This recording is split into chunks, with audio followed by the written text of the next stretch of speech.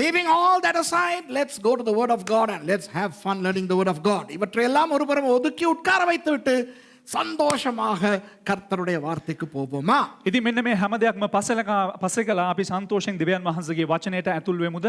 ஆதியிலே தேவன் வானத்தையும் பூமியையும் சிருஷ்டித்தார். පටන් ගැනීමේදී දෙවියන් වහන්සේ අහසත් පොළොවත් මැවුසේක. In the beginning God created the heavens and the earth.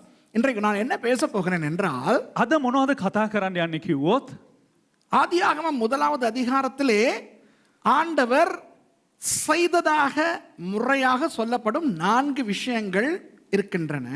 இன்னும் இருக்கின்றன. ஆனால் 4 விஷயங்களில் 4வது விஷயத்தை நான் பேச போகிறேன். දෙවියන් වහන්සේ උත්පත්ති පොතේ පළවෙනි පරිච්ඡේදය තුල උන්වහන්සේ කළා වූ නැත්නම් උන්වහන්සේ ඉෂ්ට කළා වූ කාරණා බොහොමයක් තියෙනවා. ඒයින් කාරණා 4කින් 4වෙනි කාරණාව පිළිබඳව අද මම පැහැදිලි කරන්න යනවා. In Genesis chapter 1, God did a lot of things, but I am going to share with you pertaining to the 4th thing that he did. முதலாவது என்ன செய்தார்? පළවෙනි වශයෙන් උන්වහන්සේ මොකක්ද කළේ? ஆதியிலே தேவன் வானத்தையும் பூமியையும் சிருஷ்டித்தார். පටන් ගැනීමේදී දෙවියන් වහන්සේ අහසත් පොළොවත් මැවුසේක. What did he do first? In the beginning, God created the heavens and the earth. இரண்டாவதாக என்ன செய்தார்? දෙවනුව උන්වහන්සේ කුමක්ද කළේ? What did he do next? பூமியானது ஒழுங்கின்மையும் வெறுமையுமா இருந்தது. ஆழத்தின் மேல் இருள் இருந்தது.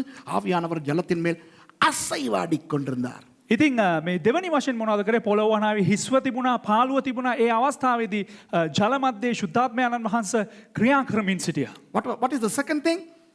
The earth was without form and void. The darkness was upon the deep of the earth, and the Holy Spirit was hovering upon the waters.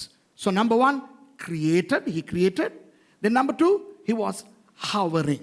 முதலாவது அவர் சிருஷ்டித்தார். ප්‍රථමයෙන් උන්වහන්සේ මැව්වා. இரண்டாவது அவர் அசைவாடினார். දෙවියන් වහන්සේ ඒ මත සැරිසරමින් සිටියා. மூன்றாவது என்ன செய்தார்? තුන්වෙනි උන්වහන්සේ මොනවද කළේ? பேசினார். උන්වහන්සේ කතා කරා. What did he do next? The third, he spoke. தேவன் வெளிச்சம் உண்டாக கடவது என்றார். வெளிச்சம் உண்டாயிற்று. දෙවියන් වහන්සේ ආලෝකය ඇති වේවා කිව්වා. ඔන්න ඒ අවස්ථාවේදී ආලෝකය ඇති වුණා. God said, let there be light, and there was light. So God created, he hovered, and then he spoke. சிருஷ்டித்தார், දෙවියන් වහන්සේ මැව්වා, அசைவாடினார், ඒ මත සැරිසරුවා, பேசினார். ඊට පස්සේ උන්වහන්සේ කතා කරා. நான்காவதாக என்ன செய்தார் தெரியுமா? හතරවෙනි කාරණා වශයෙන් උන්වහන්සේ කුමක්ද කළේ? வெளிச்சம் நல்லது என்று கண்டார். ආලෝකයේ යහපත් බව උන්වහන්සේ දුටුවා. Fourthly, he saw, and God saw that the light was good. And today I am going to speak to you about the 7 saws in Genesis chapter 1. அப்போ இன்றைக்கு நான் என்ன பேச போகிறேன்? එසේනම් අද කුමක්ද මම කතා කරන්න යන්නේ? தேவன் ஆதியாகமம் 1வது அதிகாரத்திலே 7 விஷயங்களை கண்டார். அந்த 7 விஷயங்களையும் பேச போகிறேன். දෙවියන් වහන්සේ උත්පත්ති පොතේ පළවෙනි පරිච්ඡේදය තුල කාරණා 7ක් උන්වහන්සේ දුටුවා. ඒ උන්වහන්සේ දුටුවා වූ කාරණා 7 පිළිබඳව තමයි අද කතා කරන්න යන්නේ. நான் நினைக்கிறேன் கடந்த மாதம் நான் ஆகாரை பற்றி பேசினேன். உங்களுக்கு ஞாபகம் இருக்கிறதா? මම හිතනවා ඔබට මතක ඇති ගිය මාසේ මම හාගාර් ගැන කතා කරා. Do you remember I spoke about Hagar last month? அதிலே நான் சொன்னேன் தேவனுக்கு முதல் பெயர் வைத்ததே ஆகார் தான் என்று. ஞாபகம் இருக்கிறதா? ඉතින් මම ප්‍රථමයෙන් ඔබලාට කියලා ප්‍රථමයෙන් දෙවියන් වහන්සේට නමක් කියලා තිබ්බේ හාගාර් කියන තැනැත්තිය කියලා මම කියලා දුන්නා. Remember I told you that the first person ever to name God was Hagar. What did she name him? அந்த ஆகார் ஆண்டவருக்கு கொடுத்த பெயர் என்ன? ඒ හාගාර් දෙවියන් වහන්සේට දුන්නා වූ නම කුමක්ද? எல் எரோய், அதாவது தேவன் காண்கின்றவர். Wow. එල්රෝයි එනම් දෙවියන් වහන්සේ දකින්නා වූ තැනන් වහන්සේ. She named him El Roi, meaning God who sees. And even that well, Bech, was called Bech Lachai Roi, meaning the well that shows that God is alive, he is living, he lives, and he sees. அப்போ அந்த கிணறுக்கு பேர் என்றால் கிணறு எபிரேய மொழியிலே. ඊට පස්සේ ඒ ලිඳට බෙහෙර් ලහ් பேர் කියලා ඒක තමයි ලිඳ කියන්නේ එබ්‍රேய භාෂාවේ. பேர் லகாய் means லகாய் என்றால் ஜீவிக்கிறார் தேவன். ලහයි කියලා කියන්නේ කියන්නේ උන්වහන්සේ ජීවමානයි කියන එක. ரோய் காண்கின்றார். රෝයි උන්වහන්සේ දකිනවා. அப்போ இந்த காண்கின்ற தேவன் என்பது ஒரு முக்கியமான விஷயம். ඉතින් මේ දකින්නා වූ දෙවියන් වහන්සේ කියන එක ඉතා වැදගත් වූ දෙයක්. The fact that God saw is very important. Now, biblical numerologically, God saw as what he did fourth in Genesis chapter 1. இப்போ வேத இலக்கண இயலின்படி බයිබල් இலக்கவியலின்படி බයිබල් සංඛ්‍යා ව්‍යාකරණයන්ට අනුකූලව அல்லது வேத எண் சாஸ்திரத்தின்படி நான்காவதாய்த்தான் தேவன் பார்க்கிறார், காண்கிறார். හතරවෙනි වතාවට තමා දෙවියන් වහන්සේ බලන්නේ නැත්නම් දෙවියන් වහන්සේට දිස් වෙන්නේ පෙනෙන්නේ. அப்போ 4 என்பது வேத எண் சாஸ்திரத்தின்படி மேசியாவை குறிக்கும். ඉතින් මේ බයිබල් සංඛ්‍යාතම අගයන් වලට මේ ව්‍යාකරණයට අනුව හතර කියලා කියන්නේ මේසියස් වහන්සේව නියෝජනය වෙනවා. According to biblical numerology, number 4 happens to be the Messiah. And we know who the Messiah is. Hamashiach, Yeshua Hamashiach. நமக்கு தெரியும் மேசியாவானவர் யார்? இயேசு என்று. අපිට දන්නවා මේසියස් වහන්සේ කියලා කියන්නේ කවුද? යේසුස් වහන්සේ බව. அப்போ தேவன் எதை கண்டார்? එසේනම් දෙවියන් වහන්සේ කුමක්ද දුටුවේ? தான் சிருஷ்டித்ததை கண்டார். තමා විසින් මවන ලද දේ දැක්කා. Now, what did God see in Genesis chapter 1? What he created. அப்போ வேத எண் சாஸ்திரத்தின்படி காண்கின்றவர் நான்காவது செயலாய் செய்கிறார் என்றால் බයිබල් සංඛ්‍යාතමයට අගයන් වලට අනුව දකින්නා වූ තැනන් වහන්සේ හතරවෙනි ක්‍රියාව කරනවා කියලා කියන්නේ அந்த செயல் இயேசுவானவரோடு சம்பந்தப்பட வேண்டும். එනම් ඒ ක්‍රියාපටිපාටිය ක්‍රිස්තුස් වහන්සේත් එක්ක සම්බන්ධ විය යුතුයි. If then according to biblical numerology, what God did as his fourth act in Genesis 1 is to do with the Messiah, then the seeing of Genesis 1 has to do something with Jesus. அப்படியானால் එසේනම් தேவன் கண்டார் என்று வருவது දෙවියන් වහන්සේ දුටුවා කියලා පැමිණෙන්නේ இயேசுவானவரோடு தொடர்பு பட்டிருக்க வேண்டும். යේසුස් වහන්සේත් සමග යම්කිසි සම්බන්ධතාවයක් තිබිය යුතුයි. அப்படியானால் இயேசுவானவருக்கும் சிருஷ்டிப்புக்கும் ஏதோ ஒரு தொடர்பு இருக்க வேண்டும். එසේනම් යේසුස් වහන්සේටත් මේ මැවීමටත් යම්කිසි කුමක් හෝ සම්බන්ධතාවයක් තිබිය යුතුයි. அந்த தொடர்பு என்ன? ඒ සම්බන්ධතාවය කුමක්ද? Which means there must be a connection between Jesus and the creation. Now what's that creation? Let's go to Colossians chapter 1. கொலோசியர் முதலாவது அதிகாரத்துக்கு போவோம். අපි පෙරලගමු කොලෝසි පොතේ පළවෙනි පරිච්ඡේදයට. 16 19 வரை பார்க்க போகிறோம். ඉතින් අපි 16 වෙනි පදේ ඉඳලා 19 වෙනි පදේ දක්වා අපි කියවමු. கொலோசியர் முதலாம் அதிகாரம் 16 18 வரை நான் வாசிக்கிறேன். ஏனென்றால் அவருக்குள், அதாவது இயேசுவுக்குள் சகலமும் சிருஷ்டிக்கப்பட்டது. பரலோகத்தில் உள்ளவைகளும் பூலோகத்தில் உள்ளவைகளும் ஆகிய காணப்படுகிறவைகளும் காணப்படாதவைகளுமான சகல வஸ்துக்களும் சிங்காசனங்களானாலும் கர்த்தத்துவங்களானாலும் துரைத்தனங்களானாலும் அதிகாரங்களானாலும் சகலமும் அவரை கொண்டும் அவருக்கென்றும், அதாவது இயேசுவை கொண்டும் இயேசுவுக்கென்றும் சிருஷ்டிக்கப்பட்டது. அவர் எல்லாவற்றிற்கும் முந்தினவர், எல்லாம் அவருக்குள் நிலை நிற்கிறது. அவரே சபையாகிய சரீரத்துக்கு தலையானவர், எல்லாவற்றிலும் முதல்வராயிருக்கும்படி அவரே ஆதியும் மரித்தோரிலிருந்து எழுந்த முதற் பேருமானவர். சகல பரிபூரணமும் அவருக்குள்ளே வாசமாயிருக்கிறது என்ற தெய்வமே. මුළු මැවිල්ලේ කුළුදුලානෝය එනම් යේසුස් වහන්සේ. මක් නිසාද? සිංහාසන වේවා ස්වාමිකම වේවා අධිපතිකම් වේවා බලපරාක්‍රම වේවා ස්වර්ගවල සහ පොළොවේ ඇති පෙනෙන්නා වූ දේවල් නොපෙනෙන්නා වූ දේවල් යන සියල්ල උන්වහන්සේ තුල එනම් ක්‍රිස්තුස් වහන්සේ තුල මවන ලද්දේය. සියලු දේ උන්වහන්සේ කරුණ කොටගෙනද උන්වහන්සේ උදෙසාද මවා තිබේ. උන්වහන්සේ සියල්ලටම පළමුවෙන් සිටිනසේක සියල්ලද උන්වහන්සේ තුල පවතින්නේ නම් ක්‍රිස්තුස් වහන්සේ උන්වහන්සේ සභාව නැමැති ශරීරයට හිසව සිටිනසේක උන්වහන්සේ පටන් ගැනීම මලවුන්ගෙන් කුළුඳුලාව සිටිනසේක එසේ සිටින්නේ උන්වහන්සේම සියල්ලට ප්‍රදානව සිටින පිණිසය. මගේ දෙයනේ. Amen. Yes, read Colossians chapter 1, verses 16 through to 19. And it talks about the he here is none other than Jesus Christ himself. For by him were all things created, that are in heaven and that are on earth, visible and invisible, whether they be thrones or dominions, or principalities or powers. All things were created by him and for him. And he is before all things, and by him all things consist. And he is the head of the body, the church, who is the beginning, the firstborn from the dead, that in all things he might have the preeminence. For it pleased the Father that in him should Verse all 19 and that's fullness it, huh? dwell. Okay? Are you reading? Verse 19. Okay. Read verse 19 and finish. For it pleased the Father that in him should all fullness dwell. In him shall all fullness dwell. Oh my God.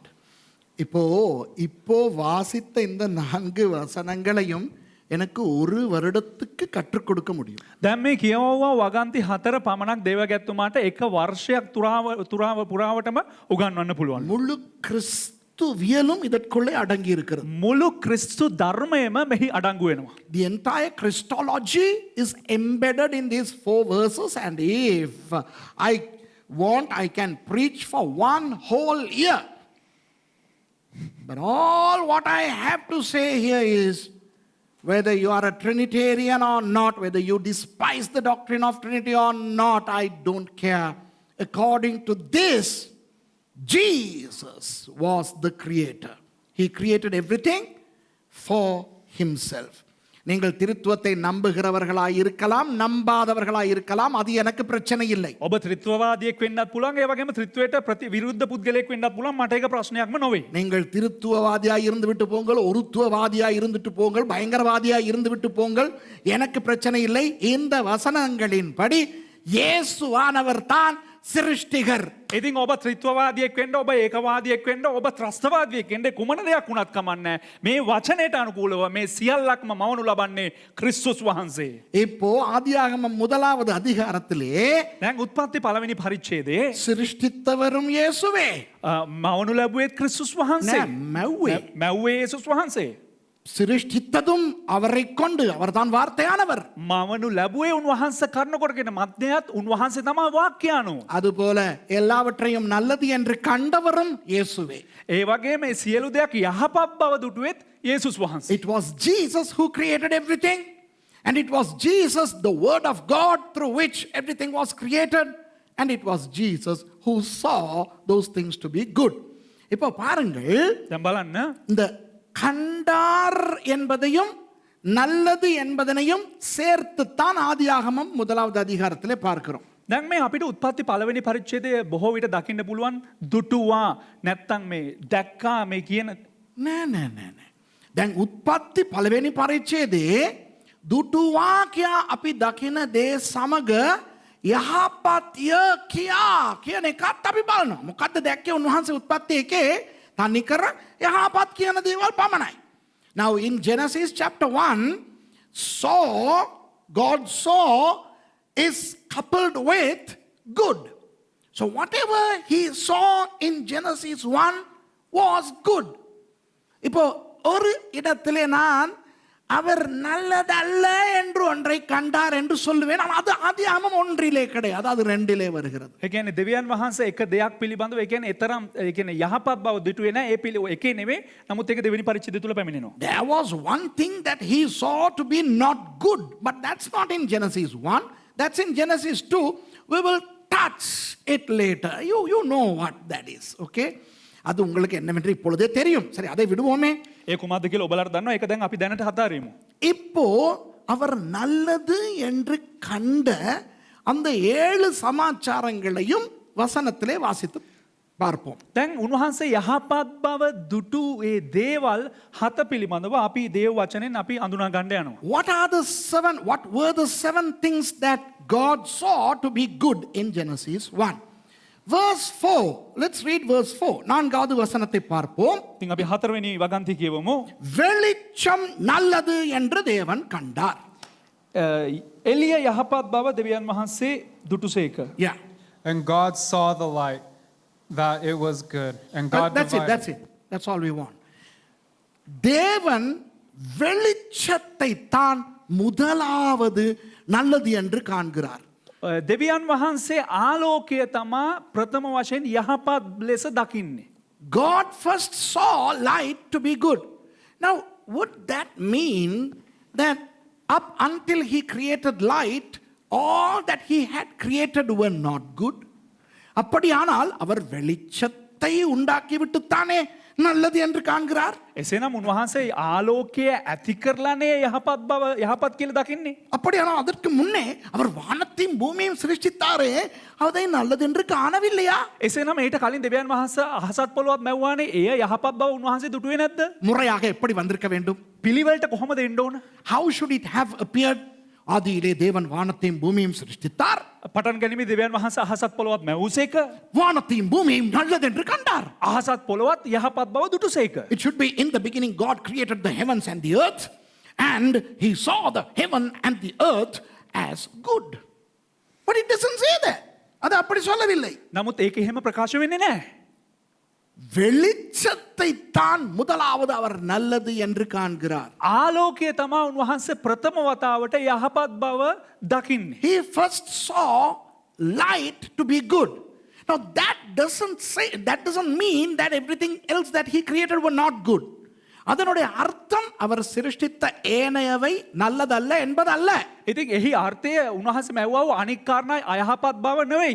இப்போ உங்களுக்கு நீங்கள் ஆசைப்படுகிற சாப்பாட்டை கொடுக்கிறார்கள். என்னை உதாரணத்துக்கு எடுப்போமா? දැන් දේවගතිවරයා උදාහරණ ගමු. දේවගතිවරයාට නැත්තම් ඔබට දේවගතිවරයාට ආස කෑමක් දෙනවා. Let's imagine that I am invited by one of you, and you are hosting me. I'm your guest for a meal, a Sri Lankan type meal.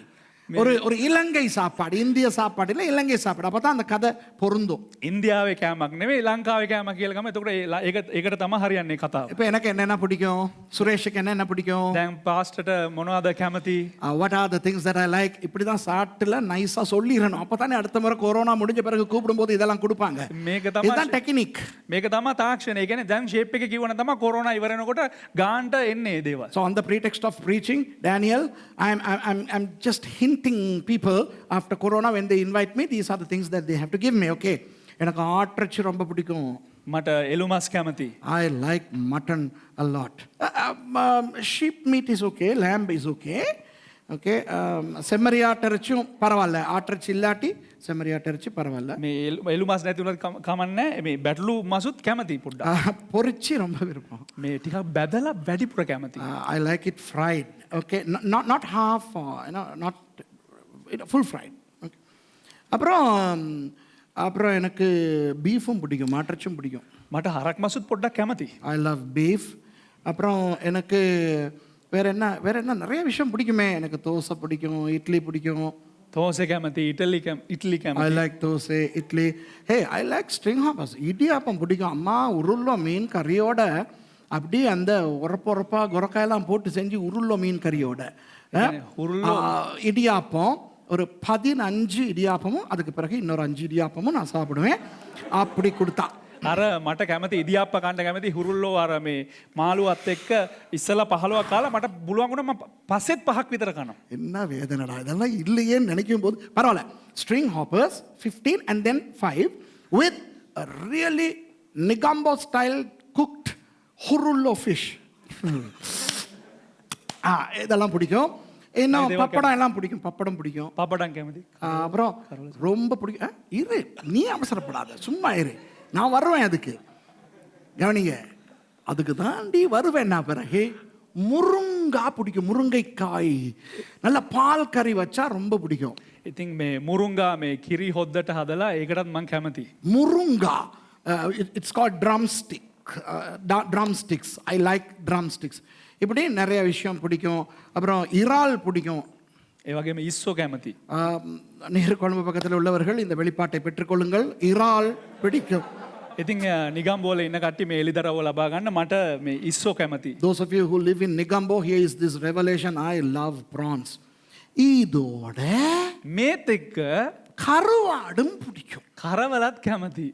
கருவாடு எப்படி பிடிக்கும்னா කරවල කොහොමද කැමති කිව්වොත් பொரிச்சாலும் பிடிக்கும், கறியாக்கினாலும் பிடிக்கும், சுட்டு கொடுத்தாலும் பிடிக்கும், கருவாடுன்னு பேப்பர்ல எழுதி கொடுத்தாலும் பிடிக்கும்.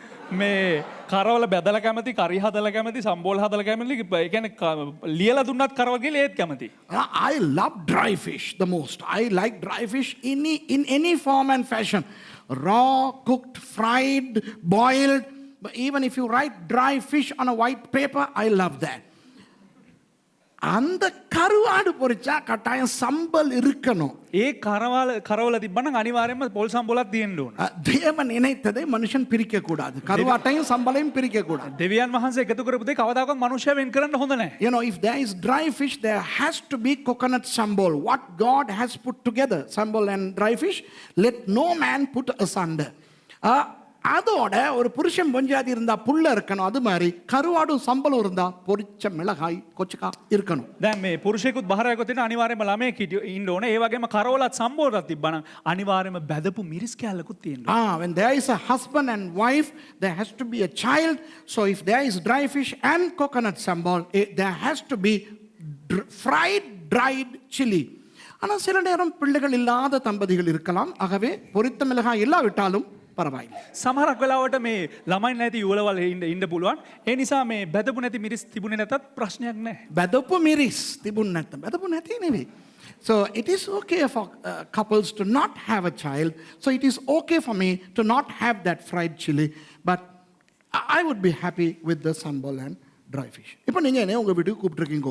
දැන් ඔබගේ නිවසට ඇරයුමක් දෙයි. இப்போ அந்த மாற்றச்சி பொரியல் இறால் அப்புறம் முருங்கைக்காய் இதெல்லாம் சமைச்சு கருவாடும் சம்பளம் வச்சிருக்கீங்க. දැන් මස් හදලා එළු මස් හදලා අර මුරුංගා කරිය හදලා ඊට පස්සේ අනිත් ව්‍යංජන කියපු දේවල් හදලා ඒත් එක්කම අර පොල් සම්බෝලේ කරවල බැදුමක් තියෙයි. Now you have invited me after corona to come and eat at your house, and all these things are there on that table. Fried mutton and fried beef with karapincha fry and menu එක දෙන්නේ මේ. And also some fried prawn and murunga milk curry and also the dry fish and the coconut sambal. இப்போ දැන් நான் சாப்பிடும் போதும் சரி சாப்பிட்ட பிறகும் சரி எதை பற்றி பேசுவேன்? දැන් මම කෑම කන ගමන් හරි කෑවට පස්සේ හරි කුමක් ගැනද මම කතා කරන්නේ? What would I be appreciating whilst and after I eat the sambal and the coconut, the dry fish? அந்த சம்பலையும் கருவாட்டையும் தான் நல்லது என்று பேசுவேன். ඉතින් අර සම්බෝලයයි කරවල බැදුමයි ගැන තමයි යහපත් කියලා කතා කරන්නේ. அதற்காக மற்றவை எல்லாம் சரியில்லை என்பதற்காக அல்ல. ඒ කියන්නේ අනිත් දේවල් හරි නෑ කියන එක නොවේයි. மற்றவையும் நல்லதுதான். අනිත් දේවලුත් හොඳයි. ஆனால் என் நாவுக்கு பிடித்தது இது ரெண்டும். නමුත් මගේ දිවට ප්‍රියභාවයක් ඇති කරවුවේ මේ කර්මයේ දෙක. It's not that I don't like the other dishes except tacos, but my tongue loves those two. அதுபோல අන්න ඒ වගේ ஆண்டவர் வானத்தையும் பூமியும் அதிலுள்ள எல்லாவற்றையும் சிருஷ்டித்தது நல்லது. ஆண்டவர் சிருஷ்டித்தால் ஏதாவது நல்லது இல்லாமல் இருக்குமா? දෙවියන් වහන්සේ අහසත් පොළවත් ඒ අන්න හැම දෙයක්ම මැවපු එක යහපත්. දෙවියන් වහන්සේ මොකක් හරි මැවුවා නම් ඒක කවදා හරි අයහපත් වෙනවද? On the same token, when God created the heavens and the earth and everything thereof, God created everything to be good. They were good. I mean, how can God create something that is not good? ஆனால் அவர் வெளிச்சத்தை உண்டாக்கின போதோ නමුත් උන්වහන්සේ ආලෝකය ඇති කරපු අවස්ථාවේදී சுரேஷுக்கு இது சம்பலும் கருவாடும் போல ஆண்டவருக்கு வெளிச்சம் தென்பட்டது. හරියට අර පාස සුරේෂ්ට සම්බෝලයයි අර මේ කරවලයි වගේ දෙවියන් වහන්සේට ආලෝකය පිළිබඳව නෙත ගැටුණා. But when he made the light, it was like dry fish and sambal to Suresh. God saw that to be good, yummy, tov in Hebrew.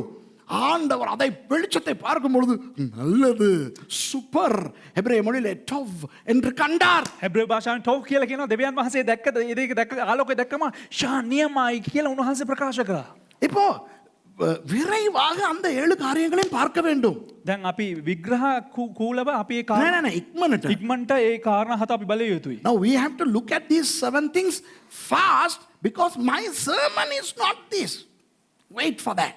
இது என்னுடைய பிரசங்கம் அல்ல. என்னுடைய பிரசங்கம் பிறகு தான் வரும். இன்னும் 300ல தான் உட்கார்ந்திருக்கும். මේක මගේ දේශනාවනේ තාමත් මම හැඳින්වීමේ ඉන්නේ. This is still the introduction. Okay, number 2 verse 10. இரண்டாவதாக 10வது வசனத்திலே அவர் எதை நல்லதென்று காண்கிறார்? දෙවැනි කාරණා වශයෙන් උන්වහන්සේ 10 වෙනි පදේ කුමක්ද උන්වහන්සේ යහපත් බව ලෙස දකින්නේ? 9யும் வாசிப்போமா? Let's read 9 and 10. අපි 9 සහ 10 වචන දෙකම කියවමු. பின்பு தேவன் வானத்தின் கீழே இருக்கிற ஜலம் ஓரிடத்தில் சேரவும் வெட்டாந்தரை காணப்படவும் கடவது என்றார். அது அப்படி ஆயிற்று. தேவன் வெட்டாந்தரைக்கு பூமி என்றும் சேர்ந்த ஜலத்துக்கு சமுத்திரம் என்றும் பெயரிட்டார். தேவன் அது நல்லது என்று கண்டார். දෙවියන් වහන්සේ අහසට යටින් තිබෙන ජලය එක් තැනකට රැස් වේවා වියලිබීම පෙනේවායි කීසේක එසේ විය. දෙවියන් වහන්සේ වියලිබීමට පොළව කියාද රැස් වූ ජලයට මුහුද කියාද නම් තබූසේක. දෙවියන් වහන්සේ ඒ යහපත් බව දුටුසේක. And God said, "Let the waters under the heavens be gathered together unto one place, and let the dry land appear." And it was so. And God called the dry land earth, and the gathering together of the waters called he seas. And God saw that it was good. இப்போ மூன்றாவதாய் அவர் எதை நல்லது என்றார் என்று கண்ட பிறகு 1 2 3 ஒரு விஷயத்தை பார்க்க போகிறோம். අපි තුන්වෙනි කාරණාව උන්වහන්සේ මොකද්ද යහපත් බව දුටුවේ කියලා බැලුවට පස්සේ 1 2 3 ඒ ඇතුළ තුල අපි එක දෙයක් බලන්න යනවා. After we see what he saw as good for the third time, the third saw, we are going to come back to 1 2 and 3 and see something very special there. Verse 12 12வது வசனம். 12 වෙනි පදය. பூமியானது புல்லையும் தங்கள் தங்கள் ஜாதியின்படியே விதையை பிறப்பிக்கும் பூண்டுகளையும் தங்கள் தங்கள் ஜாதியின்படியே தங்களில் தங்கள் விதையை உடைய கனிகளை கொடுக்கும் விருட்சங்களை முளைப்பித்தது. தேவன் அது நல்லது என்று கண்டார். පොළොව වනහයි තෘණද බීජ උපදවන පලාද ඒ වර්ග ලෙස පළදරන බීජ සහ වෘක්ෂද පොළොව පිට හටගන්වයි කීසේක. ඒ එසේ විය. තෘණද ඒ වර්ග ලෙස බීජ උපදවන පලාද ඒ වර්ග ලෙස බීජ සහිත පළදරන වෘක්ෂද පොළොවෙන් හටගත්තේ. දෙවියන් වහන්සේ යහපත් බව දුටුසේක. And the earth brought forth grass, and herb yielding seed after his kind, and the tree yielding fruit, whose seed was in itself, and after his kind. And God saw that it was good. இப்போ ஒரு இன்ட்ரெஸ்டிங்கான விஷயத்தை நான் உங்களுக்கு காட்ட போகிறேன். දැන් කුතුහලයට දනවන එක දෙයක් මම ඔයාලට පෙන්වන්න යනවා. I'm going to show you something very interesting. வெளிச்சம் நல்லது என்று கண்டார் அல்லவா? උන්වහන්සේ ආලෝකයේ යහපත් බව දුටුවා නේද? அதற்கு பிறகு என்ன நடக்கிறது? ඊට පස්සේ මොකද්ද සිද්ධ වෙන්නේ? Now remember, God saw light to be good. What happens after that? The first day comes to an end. முதலாம் நாள் ஆயிற்று. අන්නේ එතකොට පළවෙනි දවස සම්පූර්ණ වෙනවා. ඒක දවසක් වෙනවා. அப்போ எப்போ ஆண்டவர் வெளிச்சம் நல்லது என்று கண்டார்? එසේනම් කවද්ද උන්වහන්සේ ආලෝකයේ යහපත් බව දුටුවේ? முதலாம் நாள். පළවෙනි දවසේ. When did God see light to be good? On the first day. இப்போ இரண்டாவதாக அந்த வெட்டாந்தரை பூமியும் சமுத்திரமுமாய் வருகிறதை நல்லதென்று காண்கிறார் அல்லவா? දැන් දෙවැනි වශයෙන් උන්වහන්සේ ඒ කියන්නේ භූමියත් ඒ වගේම මුහුදත් එකට දකින්නවා නේද? அது எந்த நாள்? ඒ කුමන දවසද? இரண்டாவது நாளா? ඒ දෙවැනි දවසද? இல்லை. නෑ. Now the second saw pertains to the earth, dry land and the ocean. And when God saw that, when did he see that to be good? On the second day? No. The third day. மூன்றாவது நாளிலே அவர் ஒரு விஷயத்தை மாத்திரமல்ல 2 விஷயங்களை நல்லதென்று காண்கிறார். දෙවියන් වහන්සේ තුන්වෙනි දවසේ එක විෂයක් පමණක් නෙවෙයි කාරණා දෙකක් යහපත් බව උන්වහන්සේ දුටුවා. On the third day, God did not see just one thing to be good, but 2 things. What was the third? The vegetation. மூன்றாவது என்ன? தாவரங்கள், புல்லு, பூண்டு, மரம், விதை அதெல்லாம். තුන්වෙනි එක මොකද්ද? මේ ශාක වර්ග. அப்போ එසේනම් முதலாவது நாள் வெளிச்சம் நல்லதென்று கண்டார். පළවෙනි දවසේ ආලෝකය යහපත් කියලා දුටුවා. First day he saw the light to be good. இரண்டாவது நாள் செய்தார் எதையோ தண்ணீரை தண்ணீரோளால பிரித்து ஆகாய விரிவு உண்டாக்குகிறார். ஆனால் அதை நல்லதென்று அவர் காணவில்லை. දෙවියන් වහන්සේ දෙවැනි දවසේ දෙවැනි වතාවට ඒ කියන්නේ අවකාශය හැදුවා. නමුත් ඒ අවකාශය උන්වහන්සේ යහපත් බව දුටුවේ නැහැ. දෙවෙනි වතාවට නෙවෙයි දෙවෙනි දවස. හදිසි නැතුව ට්‍රාන්ස්ලේට් කරන්න ඕනේ. Okay? දෙවෙනි දවස. Thank you. Doing a good job. இப்போ now God separated the water from waters and created made the firmament in between on the second day. But he did not see that to be good. Was it bad? No. But he did not see it to be good. It was like just fried mutton for God, not dry fish. அப்போ இரண்டாவது நாள் அவர் அந்த ஆகாய விரிவை உண்டு பண்ணினாரே தண்ணீரை பிரித்து. දෙවියන් වහන්සේ දෙවැනි දවසේ අර අවකාශය ඇතුවනේ ජලයෙන් බෙදලා. அதை அவர் நல்லதென்று காணவில்லை. දෙවියන් වහන්සේ එය යහපත් කියලා දුටුවේ නෑ. அதற்காக அது கெட்டதில்லை. ඒ කියලා ඒක නරක දෙයක්ුත් නෙවෙයි. அது எனக்கு அந்த பொரித்த ஆட்டிறைச்சி மாதிரி. ඒක අර දේවගැත්තතුමාට අර බැදපු එළුමස් වගේ. கொடுத்தா சாப்பிடுவேன். දුන්නොත් කනවා. ஆசாசையா சாப்பிடுவேன். ආසාවෙන් කනවා. ஆனா கருவாட அளவுக்கு இல்ல. නමුත් කරවල වගේ නෑ. You know, if you give me fried mutton, I will eat. I will enjoy, but not the way I enjoy dry fish and sambal. இப்ப விளங்குதா? ஆனால் மூன்றாவது நாள் மாத்திரம் නමුත් තුන්වෙනි දවසේ පමණක් ஒன்றல்ல இரண்டு விஷயங்களை நல்லதென்று காண்கிறார். එක කාරණාවනේ කාරණා දෙකක් උන්වහන්සේ යහපත් බවක් දකිනවා. But on the third day he saw not one thing but two things to be good. Remember this. Later on we will retrospect on this when we get into the sermon. As I said, we are still in the introduction. பிறகு நான் பிரசங்கம் பண்ணும்போது இது முன்னுரை மாத்திரம் தானே, இதை கொஞ்சம் பார்ப்போம். ஆகவே ஞாபகப்படுத்திக் கொள்ளுங்கள். මේක හැඳින්වීම අපි දේශනා වේලාවදී අපි බලමු මේ මොනවද කියන්නේ කියලා. நான்காவதாக எதை காண்கிறார் நல்லதென்று? හතරවෙනි වශයෙන් උන්වහන්සේ මොකද්ද දකින්නේ යහපත් කියලා? 18வது வசனம். 18වෙනි පදය. What did he saw fourth to be good? Verse 18. பகலையும் இரவையும் ஆளவும் வெளிச்சத்துக்கும் இருளுக்கும் வித்தியாசம் உண்டாக்கவும் தேவன் அவைகளை, அதாவது பெரிய சுடர் சிறிய சுடர் சூரியன் சந்திரன் வானம் என்கிற ஆகாய விரிவிலே வைத்தார். தேவன் அது நல்லது என்று கண்டார். එළිය වෙන් කරන පිණිස දෙවියන් වහන්සේ 18 ඉඳලා එනවා. 18 විතරක් කියමු. එළිය වෙන් කරන පිණිස දෙවියන් වහන්සේ ඒවා අහස් තලයේ තැබූසේක. දෙවියන් වහන්සේ ඒ යහපත් බව දුටු දෙක සවස විය උදය විය. ඒවා කියලා උතන කියලා තියෙන්නේ ආදම්ගේ ගෑණි නෙවෙයි. එතන කියලා තියෙන්නේ ඉර හඳ ගැන. Yeah. And to rule over the day and over the night, and to divide the light from the darkness. And God saw that it was good. No, those things are the sun and the moon. That's fourth day. அது நாலாவது நாள் நடக்கிறது. ඒ සතරවෙනි දවසේ සිද්ධ වෙනවා. ஐந்தாவதாக அவர் நல்லதென்று கண்டது 21வது வசனத்திலே உண்டு. පස්වෙනි කාරණා වශයෙන් උන්වහන්සේ යහපත් බව දුටු දේ 21 වෙනි පදයේ තිබෙනවා. The fifth good that he saw is in verse 21. தேவன் மகா மச்சங்களையும் ஜலத்தில் தங்கள் தங்கள் ஜாதியின்படியே திரளாய் ஜனிப்பிக்கப்பட்ட சகலவித நீர் வாழும் ஜந்துக்களையும் சிறகுள்ள ஜாதி ஜாதியான சகலவித பட்சிகளையும் சிருஷ்டித்தார். தேவன் அது நல்லது என்று கண்டார். තමද දෙවියන් වහන්සේ ඊතා මහත් ජලතර සත්වයන්ද ඒ වර්ග ලෙස ජලෙහි බොහෝසෙයින් හටගත්තා වූ එහි හැසිරෙන පණ ඇති සියලු සත්වයන්ද ඒ වර්ග ලෙස පියාපත් ඇති සියලු පක්ෂීන්ද මැවුසේක. දෙවියන් වහන්සේ ඒ යහපත් බව දුටුසේක.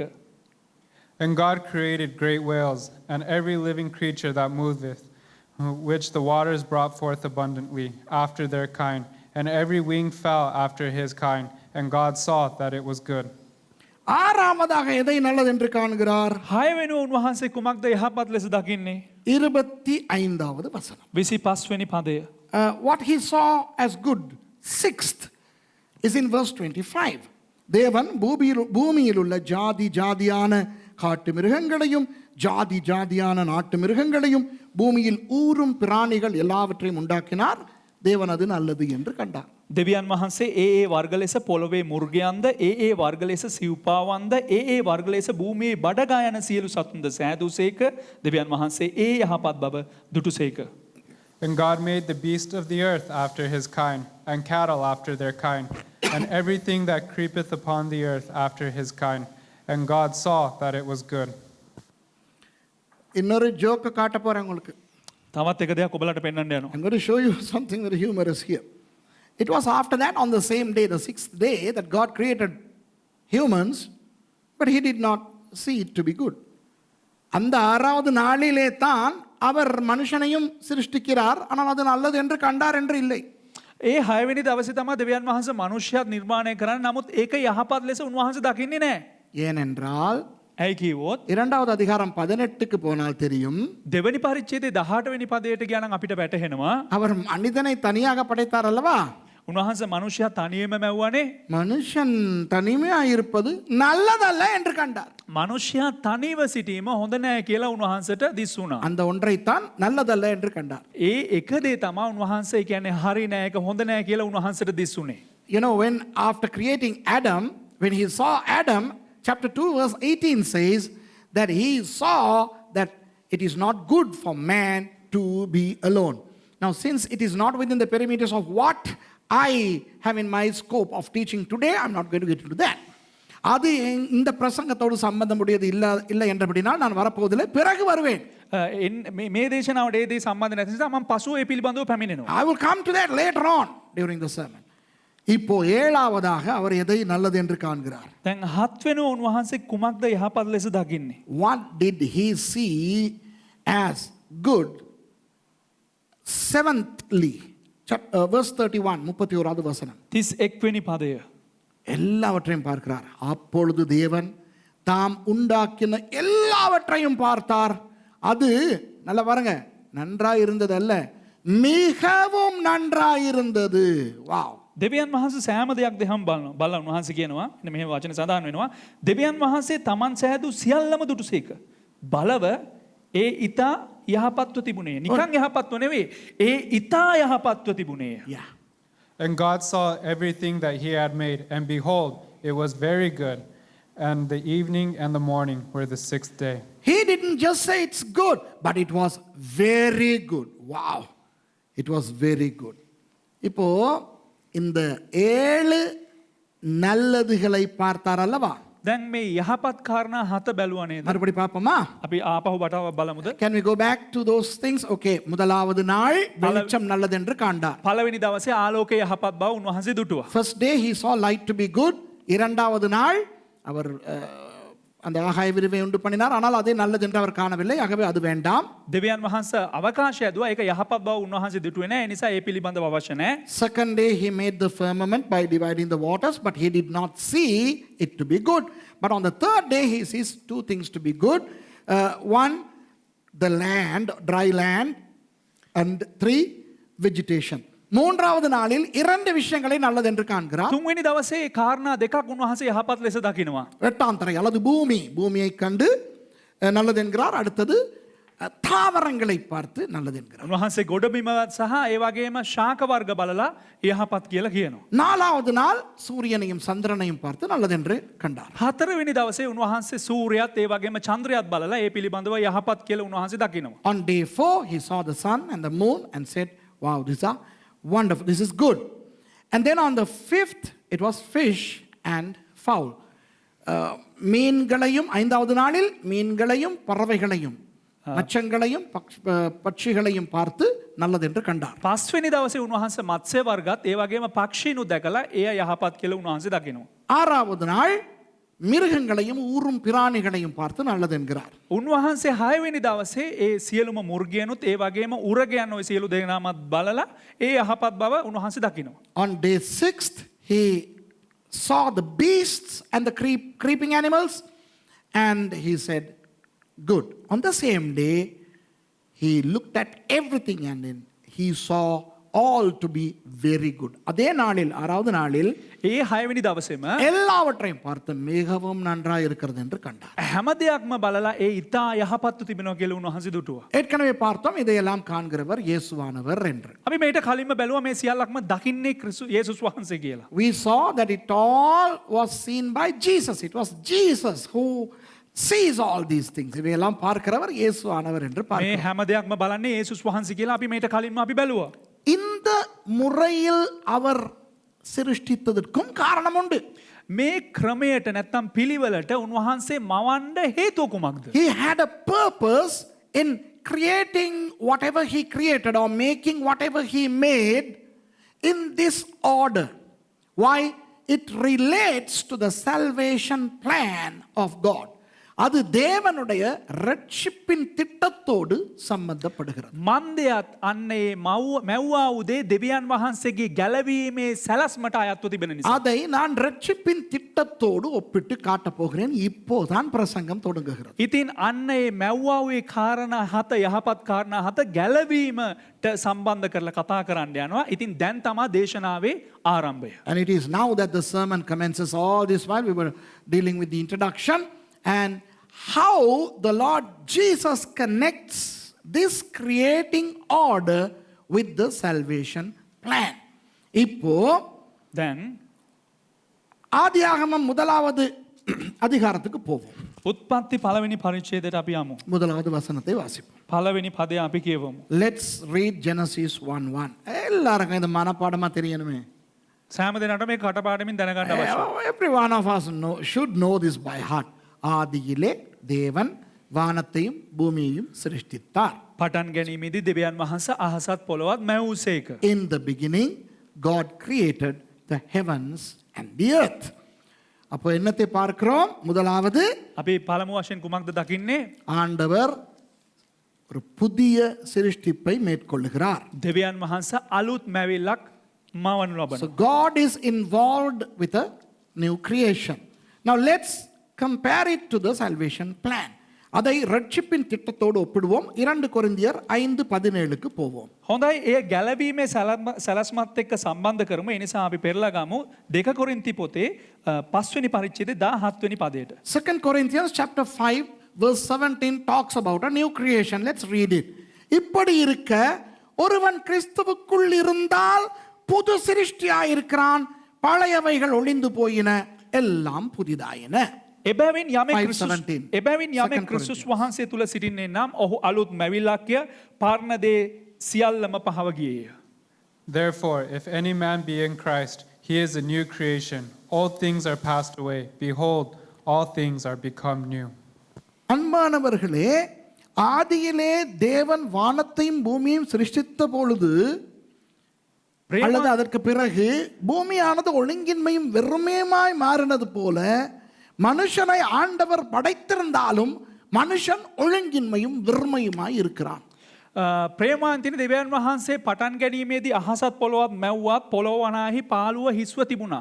ඒ වගේම මනුෂ්‍යයා මැව්වත් මනුෂ්‍යයා කියන පුද්ගලයා හිස්ව සිටපු පුද්ගලෙක්. Now God created, in the beginning God created the heavens and the earth, and then verse 2 says, and the earth was or became or whatever, it doesn't matter, without form and void, and the darkness was prevailing upon the face of the earth. ஆழத்தின் மேல் இருள் இருந்தது. ගැඹුර පිට අන්ධකාරය තිබුණා. இப்போ அந்த பூமியானது ஒழுங்கின்மையும் வெறுமையுமாய் இருந்ததா மாறியதா இதெல்லாம் இப்போ வேண்டாம். දැන් මේ පොළව හිස්ව තිබුණාද පාළුව තිබුණාද දැන් ඒ දේවල් මෙතනට අදාළ නැහැ. ஆனால் என்ன? නමුත් කුමක්ද? ஆண்டவர் படைக்கிறார், දෙවියන් වහන්සේ මවනවා.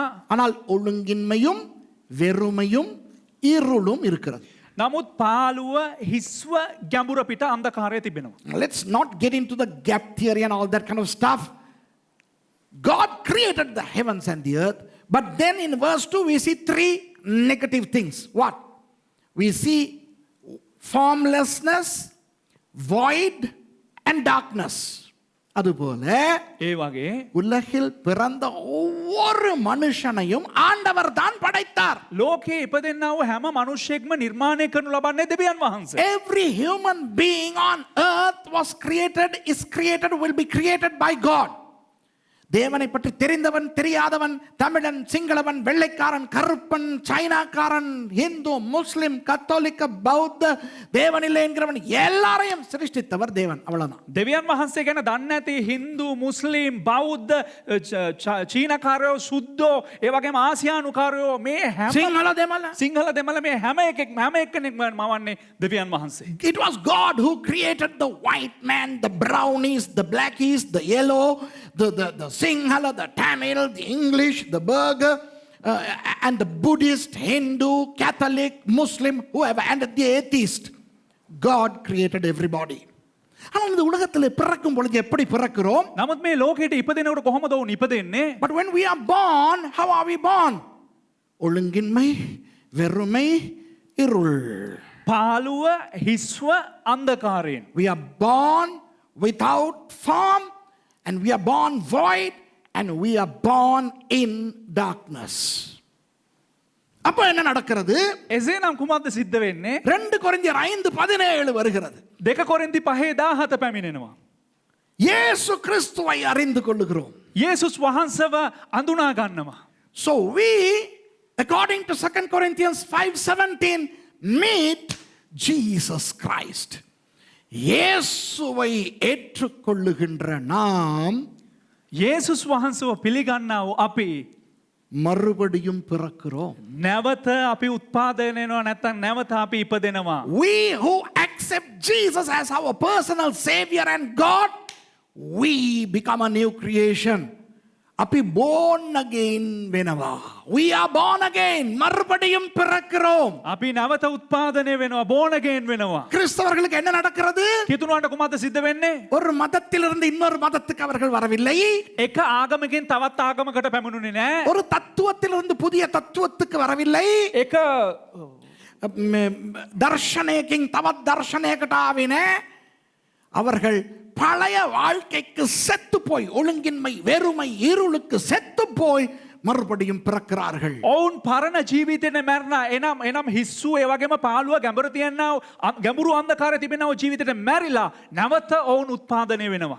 You know, when we accept Jesus as our personal savior, we die to our formlessness, our void, and our darkness. In other words, sin.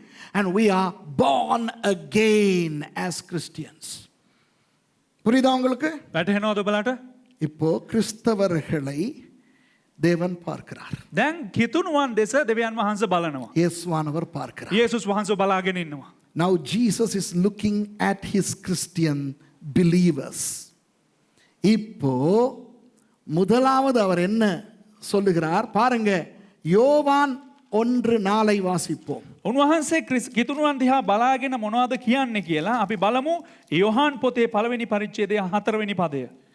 Now let's read John chapter 1 and verse 4 and see what is the first thing Jesus sees in Christians.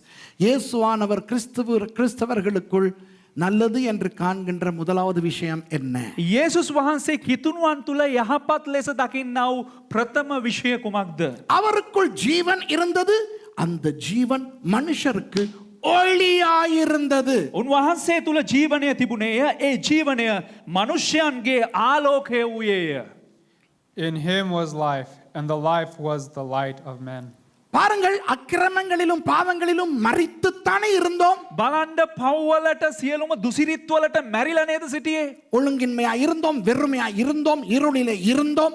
පාළුව හිටියා, හිස්ව හිටියා, අන්ධකාරය තුල සිටියා. மறுபடியும் பிறந்தோம். என்ன நடந்தது? ஜீவன் வந்தது. නැවත උත්පාදනය වුණා. කුමක්ද සිද්ධ වුණේ? ජීවනය පැමිණුණා. அந்த ஜீவன் நமக்கு தந்தவர் இயேசு. ඒ ජීවනය අපිට ලබා දුන්නේ යේසුස් වහන්සේ. We were dead in our trespasses and sins. We were dead in our formlessness, our void and our darkness. And Jesus, the life, came and made us born again. ஜீவன் அவருக்குள் இருந்தது என்று சொல்லுகிறது. ජීවනය උන්වහන්සේ තුල තිබුණා කියලා In him කියනවා. was life. And that became the light to us. அது நமக்கு வெளிச்சமாயிருந்தது. ඒ ජීවනය අපිට ආලෝකයේ බවට පත් වුණා. ஒளியாயிருந்தது. அப்போ එසේනම් எப்படி தான் முதலாவது சிருஷ்டித்த வெளிச்சத்தை நல்லது என்று கண்டாரோ, එසේනම් උන්වහන්සේ කෙසේද තමන් විසින් නිර්මාණය කරපු ආලෝකය යහපත් ලෙස දුටුවේ, அதுபோல கிறிஸ்தவர்களை அவர் பார்க்கும் பொழுது ඒ හා සමානව කිතුණුවන් උන්වහන්සේ බලන විට அந்தகாரத்தில் வாழ்ந்த அவர்களுக்குள் வந்த ஒளியை அவர் பார்த்து நல்லது என்று காண்கிறார். අන්ධකාර ලෝකයේ ජීවත් වුණා වූ ඔවුන්ගේ ජීවිතයට ඇතුල් වුණා වූ ආලෝකය බලලා උන්වහන්සේ යහපත් ලෙස ඒ දේ දකිනවා. And he, the Lord Jesus, who saw light to be good in Genesis 1 now sees your light, the light of Christians, as the first good thing that you have in your life. ஆண்டவருக்கு ஸ்தோத்திரம். நாம் இருளுக்கு சொந்தமானவர்கள் அல்ல, நாம் வெளிச்சத்தின் பிள்ளைகள். දෙවියන් වහන්සේට ස්තුති වේවා. අපි අන්ධකාරයට අයත් වූ ජනතාව නොවේ. අපි ආලෝකයට අයත් ජනතාව. Praise God, we are no longer under darkness. We are the children of light. So whenever God sees us, he sees his light in us and he says, wonderful, good, tov. தேவன் நம்மை பார்க்கும் ஒவ்வொரு சந்தர்ப்பத்திலும் நம்முடைய ஒளியை பார்க்கிறார். ஆகவே அவர் நல்லது tov என்று சொல்லுகிறார். දෙවියන් වහන්සේ අපිව බලන්නව හැම අවස්ථාවෙදීම අපේ ආලෝකය දලා යහපත් නැත්තම් ටොප් කියලා කියනවා. ඒ උන්වහන්සේට යහපතක් තිබෙනවා අපේ ජීවිතේ. அதுதான் மத்தேயு 5:14 அவர் சொல்லும் பொழுது இயேசுவானவர் சந்தோஷமாக சொல்லுகிறார், நீங்கள் உலகத்துக்கு வெளிச்சமாய் இருக்கிறீர்கள். ඒ නිසා තමයි උන්වහන්සේ මතේ පොතේ 5 වෙනි පරිච්ඡේදයේ 14 වෙනි පදේ කියන්නේ නුඹලා ලෝකයට ආලෝකය වශයෙන් සිටිනවා කියලා. That is why we see that Jesus was so happy when he said in Matthew 5:14, hey, you are the light of the world. So be glad that we are the light of the world. ஆகவே சந்தோஷப்படுங்கள், நாம் உலகத்தின் வெளிச்சமாய் இருக்கிறோம் என்று. ඒ නිසා සන්තෝෂ විය යුතුයි මන්දයත් අපි ලෝකයට ආලෝකයව සිටින නිසා. இரண்டாவது நாள் என்ன நடக்கிறது சிருஷ்டிப்பிலே? දෙවනි දවසේ කුමක්ද සිද්ධ වෙන්නේ මේ මැවීමේ කාලය තුල? What happened in creation on the second day? God separated water from waters and there was a gap of a firmament. தண்ணீரிலிருந்து தண்ணீரை பிரித்தார். දෙවියන් වහන්සේ ජලය ජලයෙන් වෙන් කරා. இடையிலே ஆகாய விரிவு வந்தது. මධ්‍යස්ථව අවකාශයක් ඇති වුණා. நான் உப்பை பற்றி பிரசங்கித்திருக்கிறேன், யூடியூபில் இருக்கிறது. YouTube එකේ තියෙනවා දෙවිගැතිතුමා ලුණු පිළිබඳව දේශනා කරලා තිබෙනවා. அதிலே நான் சொல்லுகிறேன், එතන දෙවිගැතිතුමා උගන්වනවා கடல் உலகத்தை குறிக்கும். මුහුද නැත්නම් සමුද්‍රය ලෝකයේ පෙන්눔 කරනවා ලුණු. උලහ නෑ සමුද්‍රය සාගරය ලෝකය කියන්නේ ලෝකේ මනුෂ්‍යයන්ව පෙන්නනවා. உலகத்தின் மக்களை குறிக்கும். அந்த சமுத்திரத்திலே இருந்து கொஞ்சம் தண்ணீரை பிரித்து எடுத்து தான் உப்பு செய்வார்கள் என்று. ඉතින් ඒ සමුද්‍රයේ ඉඳලා මුහුදේ ඉඳලා වෙන් කරලා ජලය ටිකක් අරගෙන ලුණු නිෂ්පාදනය කරනවා. You know, in a teaching, I don't know whether I have done it in English. I don't think I have done it in English, but I will do it in English, about salt. When Jesus said, you are the salt of the earth, what did he mean? In that, the ocean is the people. And from the ocean, some water is separated to produce salt. அதுபோல நாமும் தண்ணீரோடு தண்ணீராக உலகத்திலே இருந்தோம். අන්න ඒ එබඳු ලෙස අපි ලෝකයට එකතු වෙලා අපි හරියට ඔක්කොමලාම වතුර වගේ හිටියා. We were as water with water when we were in the world. And during salvation, God separated us from the world or the people and brought us away. ஆண்டவர் என்ன செய்கிறார்? ரட்சிப்பின் போது நம்மை பிரித்து தேவராஜ்யத்துக்குள்ளே கொண்டு வருகிறார். ඉතින් දෙවියන් වහන්සේ මොනවද කරන්නේ? වතුරට වතුර වෙලා එකතු වෙලා හිටපු අපි වෙන් කරලා දෙවියන් වහන්සේගේ රාජ්‍යයට රැගෙන එනවා. ரட்சிக்கப்பட்ட பிறகு நம்முடைய நண்பர்கள், உறவினர்கள், உலகத்தவர்களுக்கும் நமக்கும் இடையிலே ஒரு ஆகாய விரிவு மாதிரி பிளவு வந்து விட்டது. ඉතින් මේ අපි ගැලවීම ලැබුවාට පස්සේ මොනවද වෙන්නේ? අපේ නෑදෑයන්ට, අපේ අහලුවන්ට, අනිත් හැමදෙනාමට හරියට අර අවකාශයක් වගේ වෙන්වීමක්, බෙදීමක් ඇති වෙනවා. After we got saved, there comes a firmament like division between our friends, families and us. And they are so upset with us because we are no longer with them. Our concepts, our norms, our values, our thoughts, our purposes, our plans, they are no longer like the way they were when we were with them. இப்போ அவர்கள் பார்க்கிறார்கள், உலகத்தில் இருக்கிறவர்கள் பார்க்கிறார்கள், දැන් ලෝකේ ඉන්න කට්ටිය බලනවා අපි දිහා. அட இவன் எங்களோட தானே இருந்தா අයියෝ මෝ අපෙත් එක්ක නේද හිටියේ? இப்போ பார்த்தா வேற மாதிரி. දැන් බැලුවා නම් එක විදිහකට கொள்கை மாற்றம், எதிர்பார்ப்பு மாற்றம், லட்சிய மாற்றம், அந்த மாற்றம் இந்த மாற்றம் அவங்களுக்கு எங்களுக்கு இனி ஒத்து வராது. ඒ කියන්නේ ඔවුන් බැලුවොත් එම ඔවුන්ගේ ඉලක්කය වෙනස්, ඔවුන්ගේ බලාපොරොත්තු වෙනස්, ජීවිතේ තිබෙනා වූ සියලු දේක්ම වෙනස්. ඒ නිසා අපිට ඒ කටිත් එක හරියන්නේ නැහැ. இப்போ ஆண்டவர் அதை பார்க்கிறார். දැන් දෙවියන් වහන්සේ ඒ දේ බලනවා. குடும்பங்களை விட்டு பிரிஞ்சிட்டீங்க, நண்பர்கள் விட்டு பிரிஞ்சிட்டீங்க, நீங்கள் இங்கிட்டு வந்துட்டீங்க, அங்கிட்டு உள்ளவங்களாம் அவங்களோட கோவமாக இருக்கிறாங்க. நான் அதை நல்லதுன்னு காணலை, ஆனால் கெட்டதுன்னு காணலை. මේ දැන් දෙවියන් වහන්සේ බලනවා දැන් එකපාරට නෑදෑයන්ගේ වුණා වෙන්නුණා යාළුවන්ගේ වුණා අර කට්ටිය හොඳ නැහැ කියලා වෙන්නුණා. දෙවියන් වහන්සේ ඒ දේ බලනකොට ඒක මේ යහපත් කියලාත් බැලුවේ නෑ, එහෙම කියලා අයහපත් කියලාත් කියන්නේ.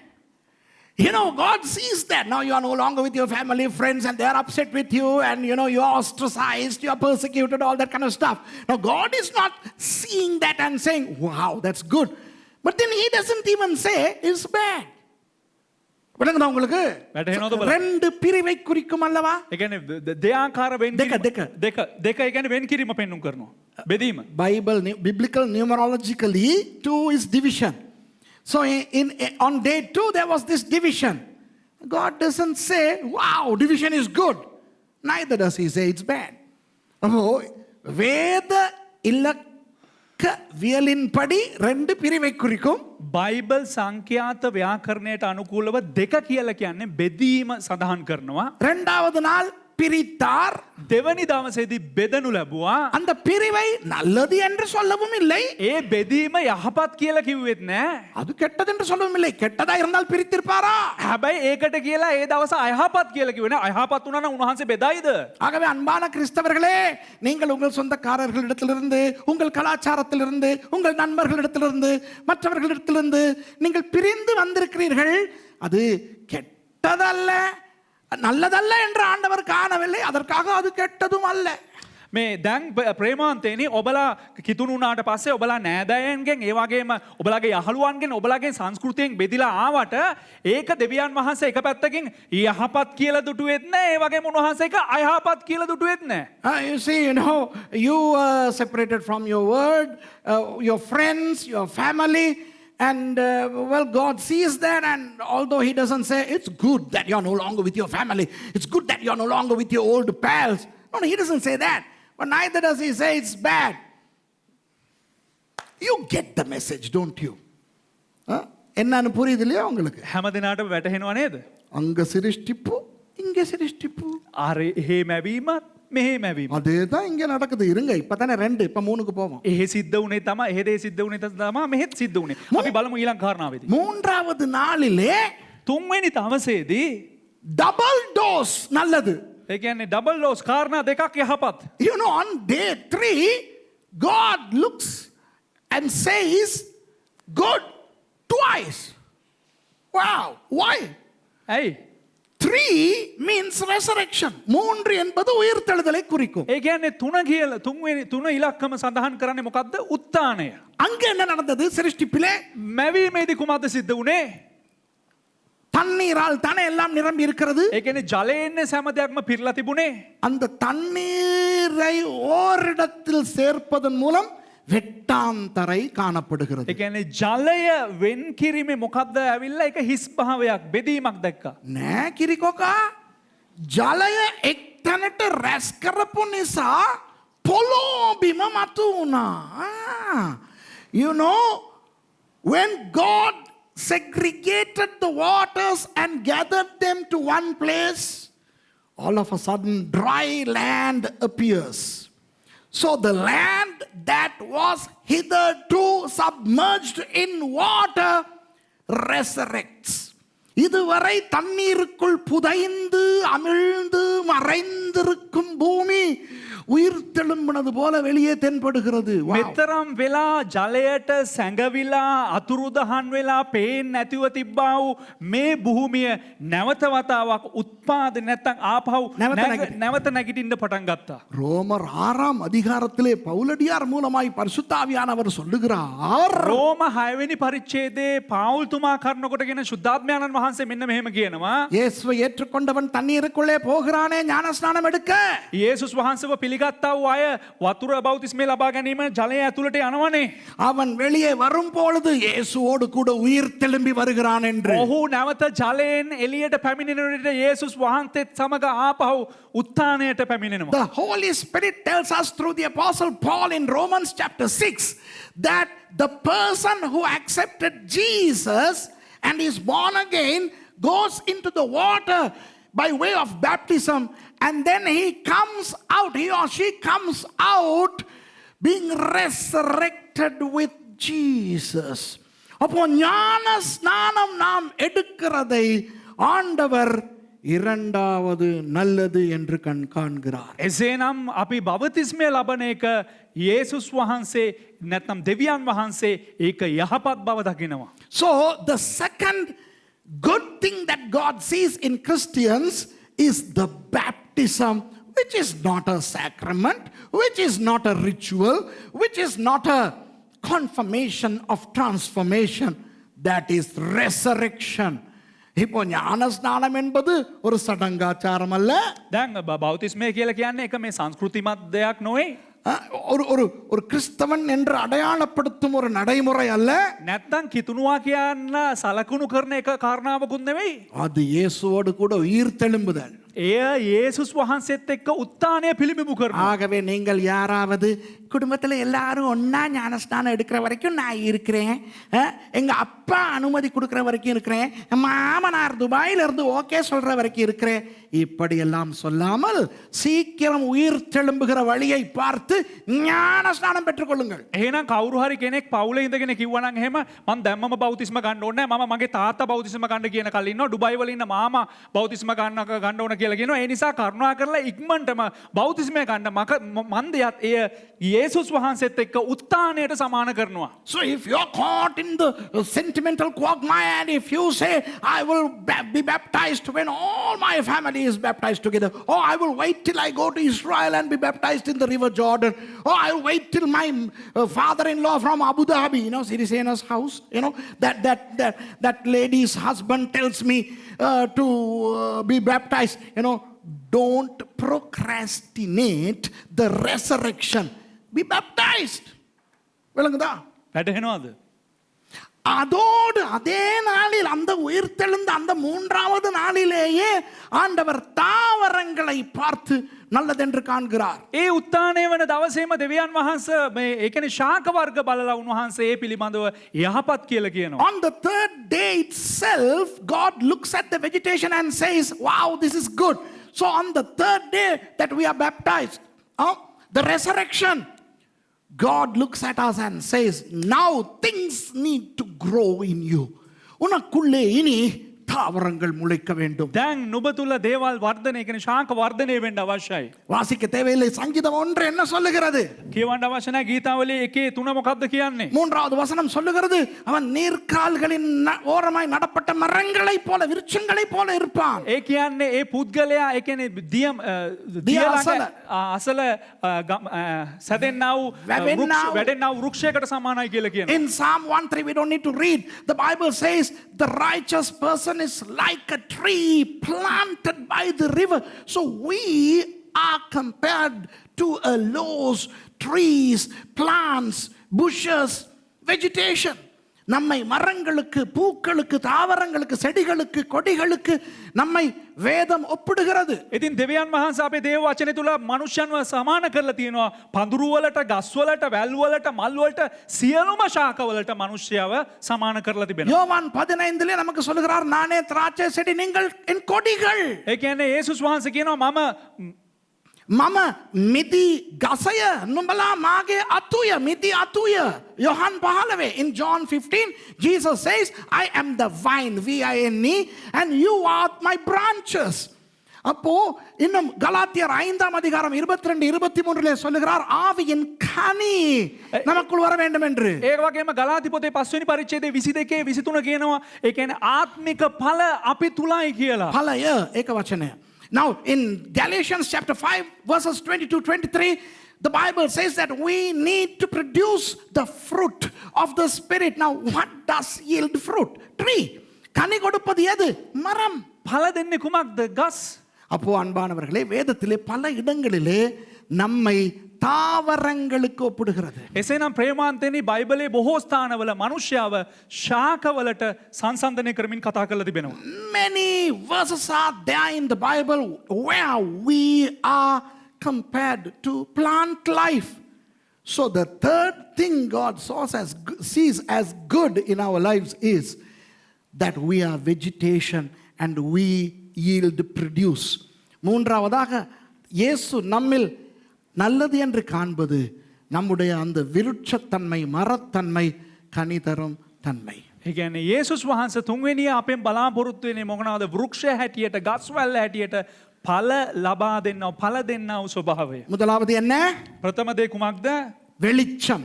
ආලෝකය. இருளில் இருந்த நமக்கு வெளிச்சம் வந்து விட்டது. දෙවියන් වහන්සේගෙන් අපිට ආලෝකය පැමිණුණා. Number one, we who lived in darkness are now in the light. We are the children of light, people of light. இரண்டாவது நல்லது என்ன? දෙවැනි යහපත් දේ කුමක්ද? நாம் ஞானஸ்நானம் பெற்று இயேசுவானவரோடு உயிர் தெழுந்து விட்டோம். අපි බෞතිස්මය ලබලා යේසුස් වහන්සේත් එක්ක උත්ථානය වුණා. Second good thing in us is the fact that we are now resurrected with Jesus through baptism. And the third thing is that now we yield fruit because we are vegetation.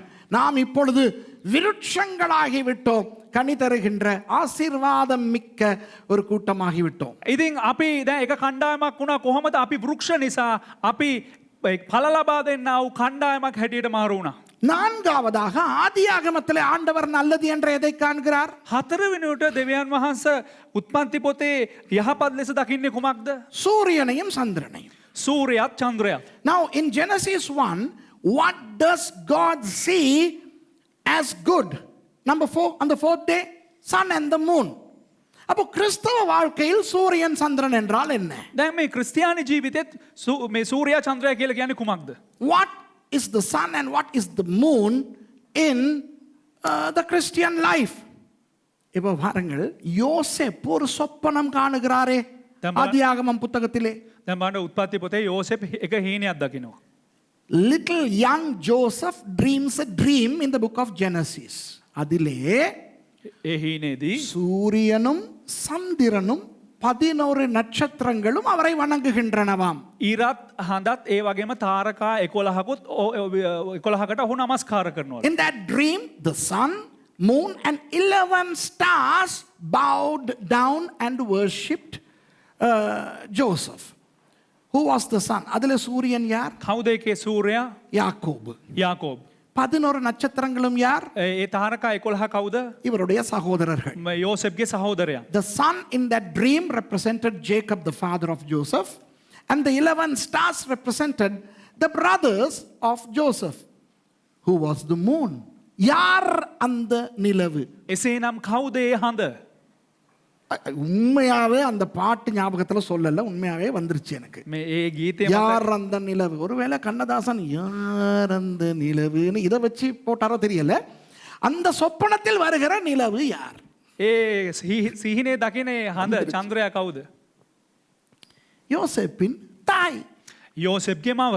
நிலவு பெண்ணாய் காட்டப்படுகிறது அந்த சொப்பனத்திலே. හඳට ඒ කියන්නේ සිහිනය තුල ඒ අර්ථකථනය කරනවා කාන්තාවක් හැටියට. You know, in that dream, the moon is a woman.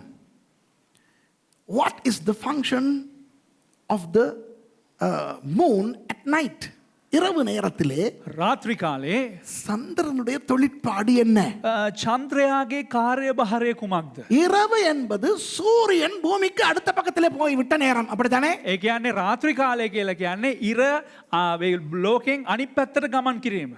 அடுத்த பக்கத்துக்கு தான் பகலா இருக்கும். ඒ කියන්නේ ලෝකයේ අනිත් පැත්තට තමා මේ දහවල් කාලේ තිබෙන්නේ. Night means the sun has gone to the other side of the world, giving light to the other side.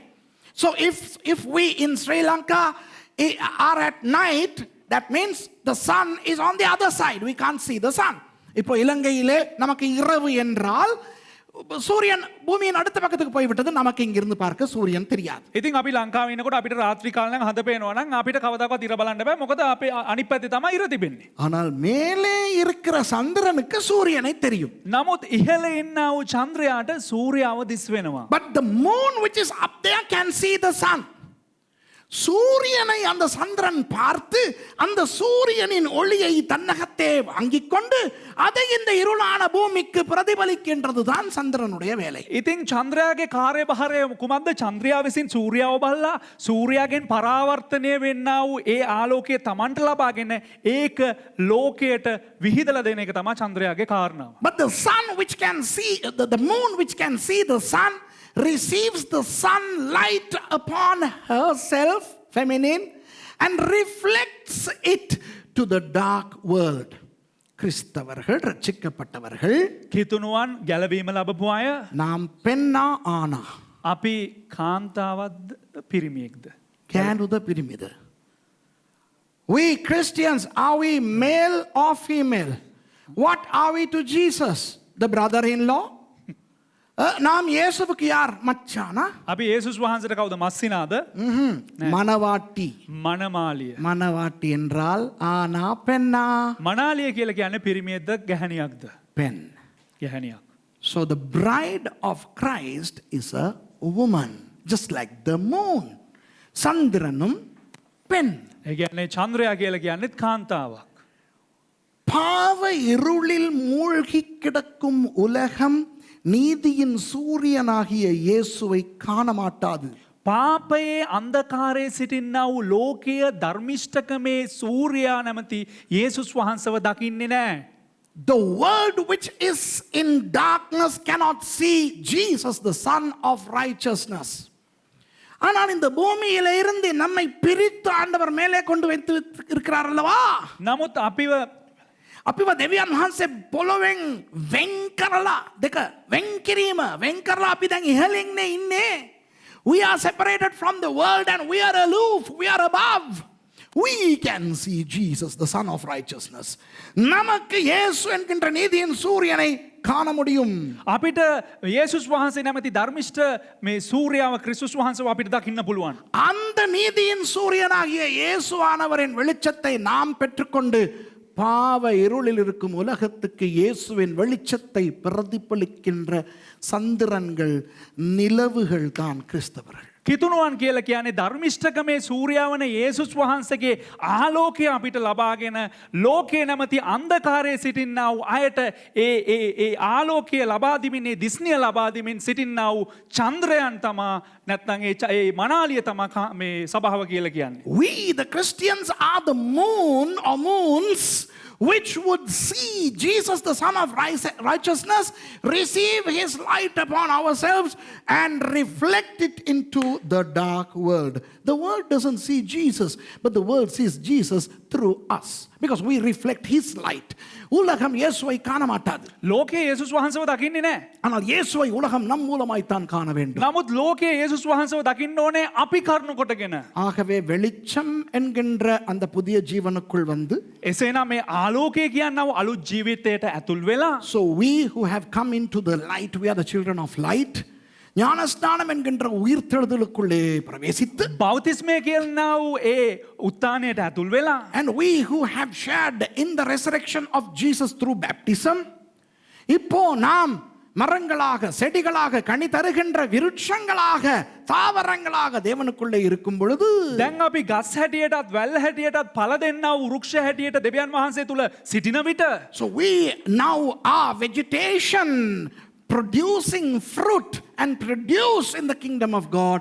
இப்போ நாம் நீதியின் சூரியனாம் இயேசுவானவருடைய வெளிச்சத்தை பூமிக்கு பிரதிபலிக்கின்ற சந்திரன்களாயிருக்கிறோம். එසේනම් අපි ඒ ධර්මිෂ්ඨකමේ සූර්යාවන යේසුස් වහන්සේගේ ආලෝකය ලෝකයට ලබා දෙන්නා වූ චන්ද්‍රයන් වශයෙන් සිටිනවා. And now we are the moon which receives the light of the Son of Righteousness and reflects it to the dark world.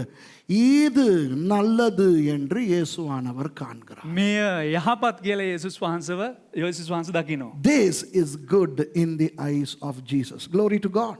දෙවියන් වහන්සේට මහිම වේවා. இப்போ இயேசுவின் வெளிச்சத்தை உலகத்துக்கு காட்டுகின்ற நாம் என்ன செய்ய வேண்டும்? දැන් යේසුස් වහන්සේගේ ආලෝකය ලෝකයට පෙන්වුම් කරන අපි කුමක්ද කළ යුත්තේ? What should we who reflect the light of Jesus do to the world? பார்க்கறவன் பாரு, இஷ்டம்னா புரிஞ்சிக்கோ, இல்லன்னா விட்டுருன்னு சும்மா இருக்கிறதா? මේ බලන ඕන එක්කෙනෙක් අහන්න ඕන එක්කෙනෙක් ගන්න මේ කියලා එහෙම නිකන් අතහරිනවද? Are we to just leave the world to decide for themselves as to what they should do when they see Jesus through us? No. Jesus said, go into all nations and make disciples of them. இயேசுவானவர் சொன்னார், இல்ல பத்தாது. යේසුස් වහන්සේ කිව්වා නෑ මදි.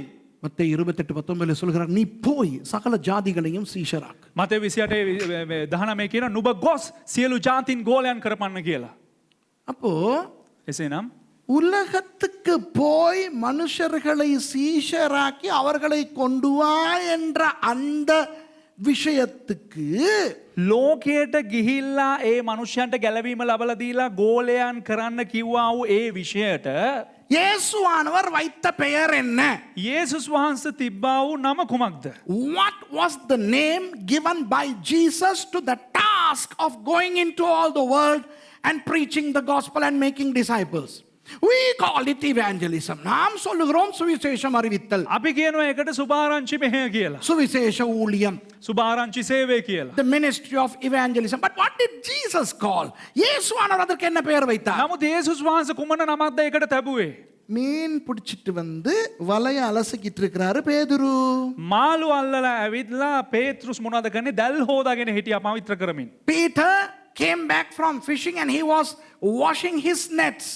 இயேசு அவனை பார்த்து சொல்லுகிறார், යේසුස් වහන්සේ පේත්‍රුස්ව බල්ලා කියනවා நீ என் பின்னே வா, නුඹ මා පසුපස වරෙන් நான் உன்னை மனுஷர்களை பிடிக்கிறவர்களாக்குவேன்.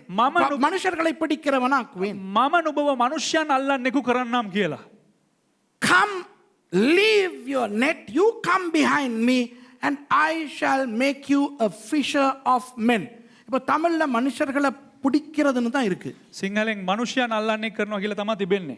சின்ன பிள்ளைக்கு சொன்னா ஓடி பிடிச்சி விளையாடுறதுன்னு நினைக்கும். හරියට පොඩි ළමයෙකුට කිව්වොත් මේ හැංගි මුත්තා සෙල්ලම් කරනවා කියලා හිතයි. You know, sorry.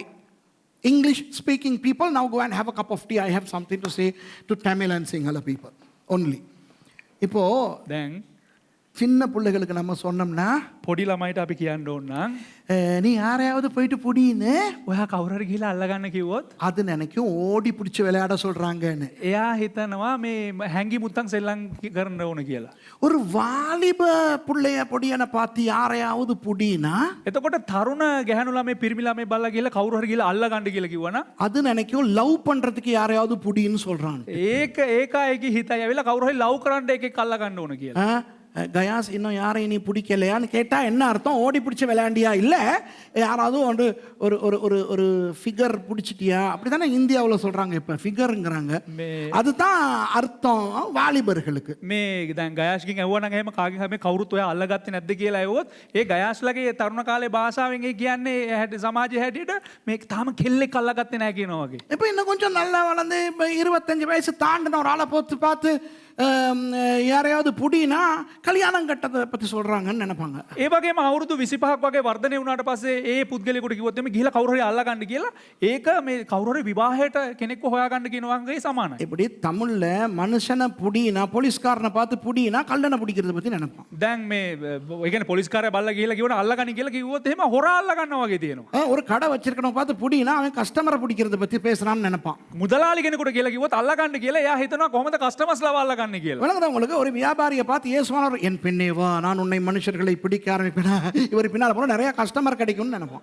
ඒ කියන්නේ යේසුස් වහන්සේ ඇවිල්ලා කිව්වනා කඩකාරයෙකුට ඒ මම පස්සේ වරෙන් මම ඔබ මිනිස්සු අල්ලන කෙනෙක් කරනවා කියලා කිව්වොත් ඌ ඒ මිනිස්සයා හිතයි අයියෝ මට කස්ටමර්ස්ලා ගොඩක් එන්න යනවා කියලා. அரசியல்வாதியை பார்த்து இயேசுவானவர் என் பின்னே வா உன்னை மனுஷர்களை பிடிக்கிறவர்களாக்குவேன்னா அவன் கட்சியில் சேர்றதுக்கு ஆக்களை ஓட்டு கொடுக்குற மனுஷங்களை பிடிக்க ஆண்டவர் வைக்கிறார் நாதா நன்றின்னு அவன் நினைப்பான். දේශපාලනයක් බලලා බැරි වෙලාවකදී යේසුස් වහන්සේ කිව්වනම් වරෙන් මා පසුපස මම මිනිස්සුන් අල්ලන්නේ කරන්නම් කියලා ඒ මිනිස්සයා හිතයි අයියෝ මට ඡන්දෙ දෙන්න ගොඩක් මිනිස්සු යේසුස් වහන්සේ එක් කරලා දෙන්න යනවා ඔබ වහන්සේට සුදී ස්වාමීනි කියලා. இயேசுவானவர் பேதுருக்கு சொன்ன அந்த வாக்கியம் என்னன்னா යේසුස් වහන්සේ පේතෘස්ට කියවුවා වූ ඒ වාක්‍ය කුමක්ද කියලා කිව්වොත් மவனே நீ மீன் பிடிக்கிற மாதிரி வலை போட்டு மனுஷனை மீன் பிடிக்க வைக்கிறேன் வா. උඹ මාළු අල්ලනවා වගේ දැල් දාලා මිනිස්සුන්ව අල්ලන්න කරන්නම් වරෙන්. Hey, you guys, had your cup of tea or coffee? Welcome back. In English, it's all perfect. It says, I shall make you a fisher of men. அப்போ இயேசுவானவர் என்ன சொல்லுகிறார்? එසේනම් යේසුස් වහන්සේ කුමක්ද කියන්නේ? என் பின்னே வா, මා පසුපස එන්න, உன்னை மனுஷர்களை மீன் பிடிக்கிறவர்களை போல பிடிக்கிறவன் ஆக்குவேன். නුඹ ஐயோ තුෂි යේසුස් වහන්සේ කියනවා මා අනුගමනය කරපන්න එවිට මා නුඹව මනුෂ්‍යයින්ව මාළු අල්ලන්නක් මෙන් අල්ලන්න කරන්නම් කියලා. තේරුණා? அப்போ இந்த மீன் பிடித்தல் மீன் எதோடு சம்பந்தப்படுகிறது? දැන් මාළු ඇල්ලීම මේ කුමක් සමගද සම්බන්ධ වෙන්නේ? ஆத்துமாக்களை ஆதாயப்படுத்துவதோடு சம்பந்தப்படுகிறது. ආත්ම දිනා ගැනීමත් එක්ක සම්බන්ධ වෙනවා. So fishing corroborates to winning souls. அப்போ அடுத்து ஐந்தாவதாக ஆண்டவர் ஆதியாகமத்தில் எது நல்லது என்று காணுகிறார்? පස්වෙනි කාරණාව හැටියට දෙවියන් වහන්සේ උත්පත්ති පොතේ කුමක්ද යහපත් හැටියට දකින්නේ? மீன்களையும் பட்சிகளையும். இப்ப விளங்குதா? මත්ස්‍යයනුත් පක්ෂීනුත් දකිනවා. So on the fifth day, what did Jesus see as good in Genesis 1? Fish and fowl. Okay, you catch the fish, bring them to the gospel. They can, like Jim Reeves say, I'll fly away, oh glory, I'll fly away. When I die, hallelujah, by and by, I fly away. So you catch the fish, and the fish gets saved, and it flies to heaven, fish and fowl.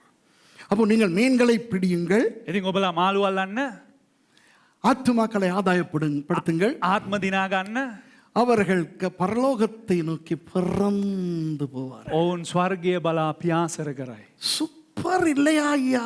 නියමයි නේද? ஆதியாகமம் 1 பாருங்கள் எவ்வளவு ரட்சிப்பின் திட்டம் வருகிறது என்று. ඒ කියන්නේ උත්පත්ති පොතේ පළවෙනි පරිච්ඡේදයේ බලන්නා වූ දේවල් කොහොමද ගැලවීමේ සලස්ම තුල එන්නේ? Look how beautiful Genesis 1 is in saying in an abstract sense the salvation plan. Hey, haven't you heard that song, I'll Fly Away by Jim Reeves?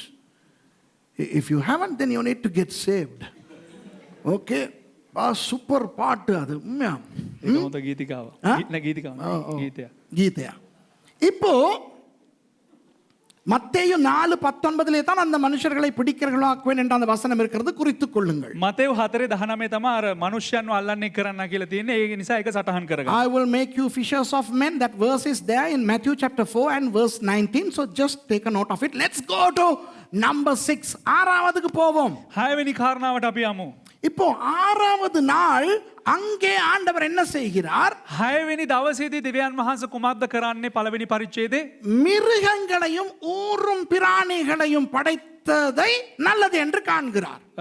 සත් ඒ කියන්නේ සියලුම සත් ඒ කියන්නේ මුර්ගයනුත් ඒ වගේම උරගයනුත් මව්පු එක දෙවියන් වහන්සේ යහපත් බව දකිනවා. In Genesis, on the 6th day, God saw the animals and the creeping creatures as good. இப்போ கிறிஸ்தவத்தில் ஆறாவதாய் ஆண்டவர் நல்லது என்று எதை காணுகிறார்? දෙවියන් වහන්සේ දැන් මේ ක්‍රිස්තියානි කාර්කම තුල මොකක්ද යහපත් හැටියට දකින්නේ 6 වෙනි කාරණාව හැටියට. சமீபத்திலே நான் செம்மறி ஆடுகளும் வெள்ளாடுகளும் என்று பிரசங்கித்தேன். දැන් මෑතකදී දේවගැතිතුමා බැටළුවා ගැනත් ඒ වගේම එළුවා ගැනත් කතා කරා. மத்தேயு 25 வருகிற அந்த கடைசி உவமை. මතෙව් 25 වෙනි පරිච්ඡේදයේ පැමිණෙනා වූ අවසාන උපමාව. Not too long ago I preached, but in Sinhala and Tamil only, the last ever teaching or parable of Jesus from Matthew chapter 25, the parable of the sheep and the goat. இப்போ பாருங்கள், දැන් බලන්න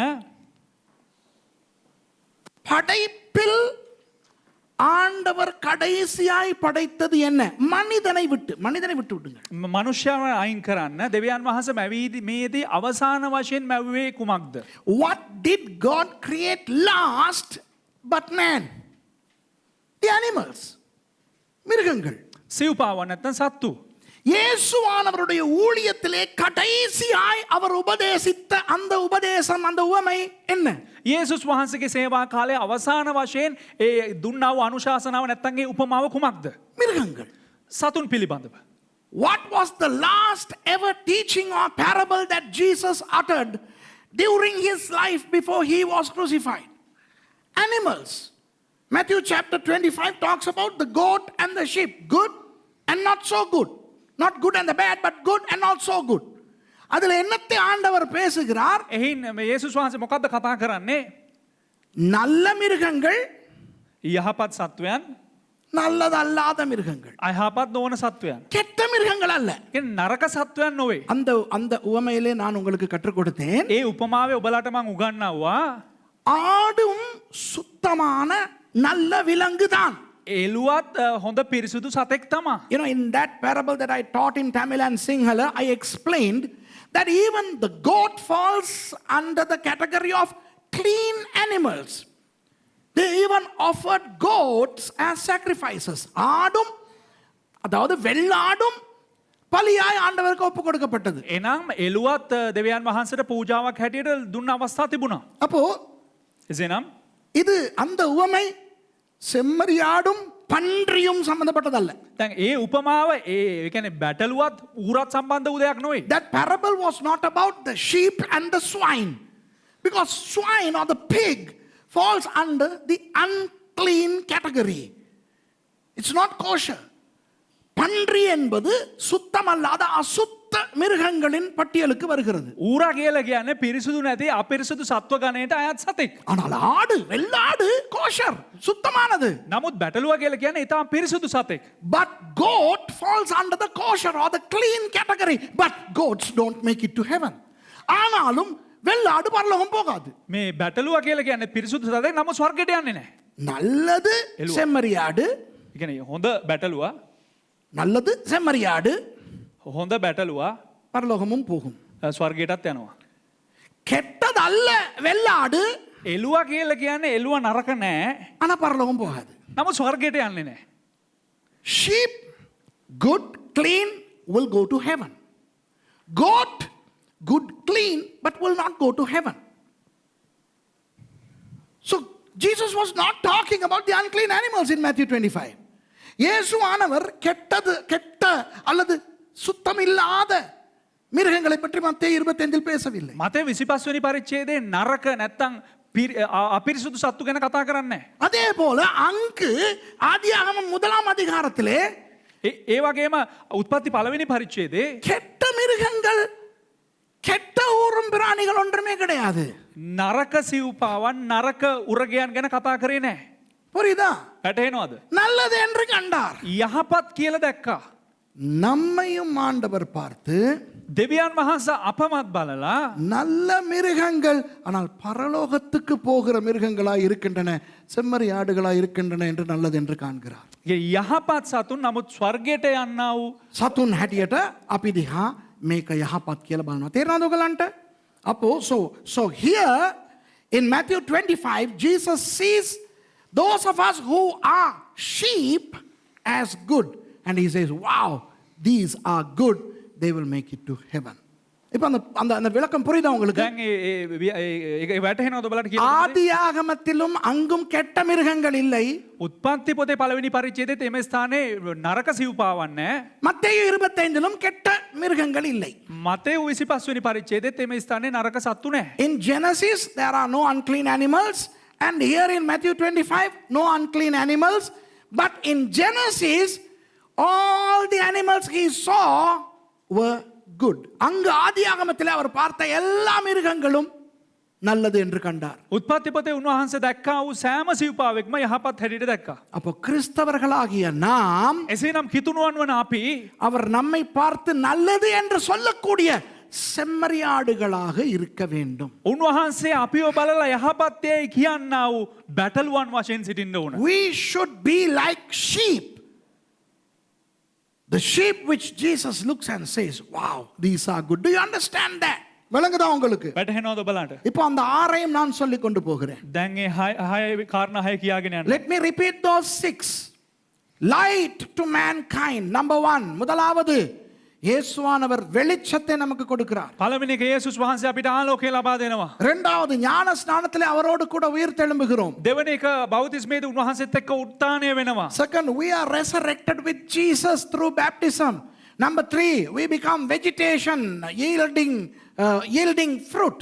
நாம் கனி தருகின்ற விருட்சங்களாய் வருகிறோம். மூன்றாவது, තුන්වෙනි එක අපි ඵල දෙන්නා වූ වෘක්ෂයන් හැටියට මාරු වෙනවා. நான்காவது, நீதியின் சூரியனின் வெளிச்சத்தை பெற்று உலகத்துக்கு பிரகாசிப்பிக்கிற சந்திரன்களாகிறோம். හතරවෙනි කාරණාව හැටියට ධර්මිෂ්ඨකමේ සූර්යාගේ ආලෝකය ලබාගෙන එය ලෝකයට ලබා දෙන්නා වූ ප්‍රකාශ කරන්නා වූ චන්ද්‍රයන් හැටියට මාරු වෙනවා. Fourth, we are the moon, the bride of Christ, which receives the light of Jesus, the Son of Righteousness, and reflects that light to the world in darkness.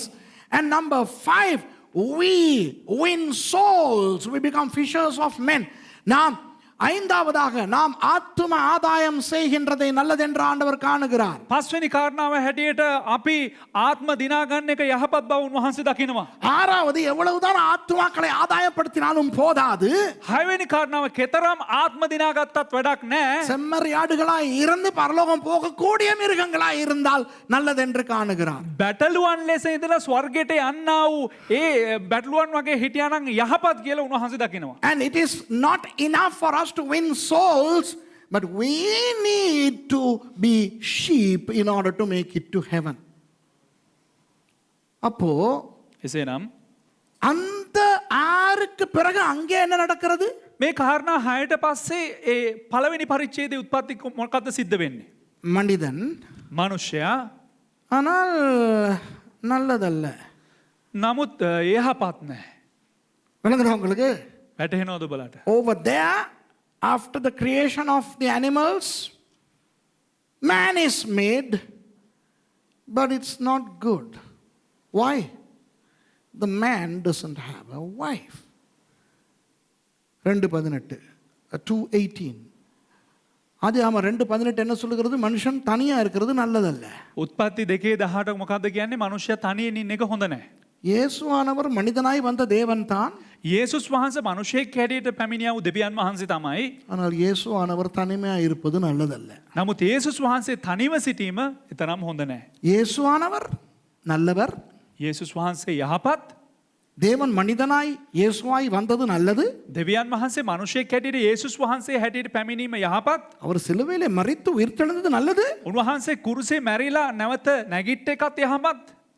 Jesus is good, and it is good that Jesus the man, actually Jesus was God becoming man, and it's good that Jesus died and rose again. ஆனால் அந்த இயேசு தனிமையா இருப்பதுதான் நல்லதல்ல. නමුත් ඒ යේසුස් වහන්සේ තනියම ඉන්න එක තමයි හොඳ නැත්තේ. அவருக்கு மனைவி வேண்டும். மனைவி வேண்டும். උන්වහන්සේට මනාලියක් අවශ්‍යයි. பாரியா. භාර්යාව. Now that Jesus needs a wife. வெளிப்படுத்தல் 19 அவருக்கு ஆட்டுக்குட்டியானவருக்கு கல்யாணம் நடக்கிறது. එලිදරව් 19 වෙනි පරිච්ඡේදයේ ඒ බැටළුවාට විවාහ මංගල්‍ය සිද්ධ වෙනවා. In Revelation 19 we see that Jesus the Lamb of God gets married to who? To the church, which is now the bride.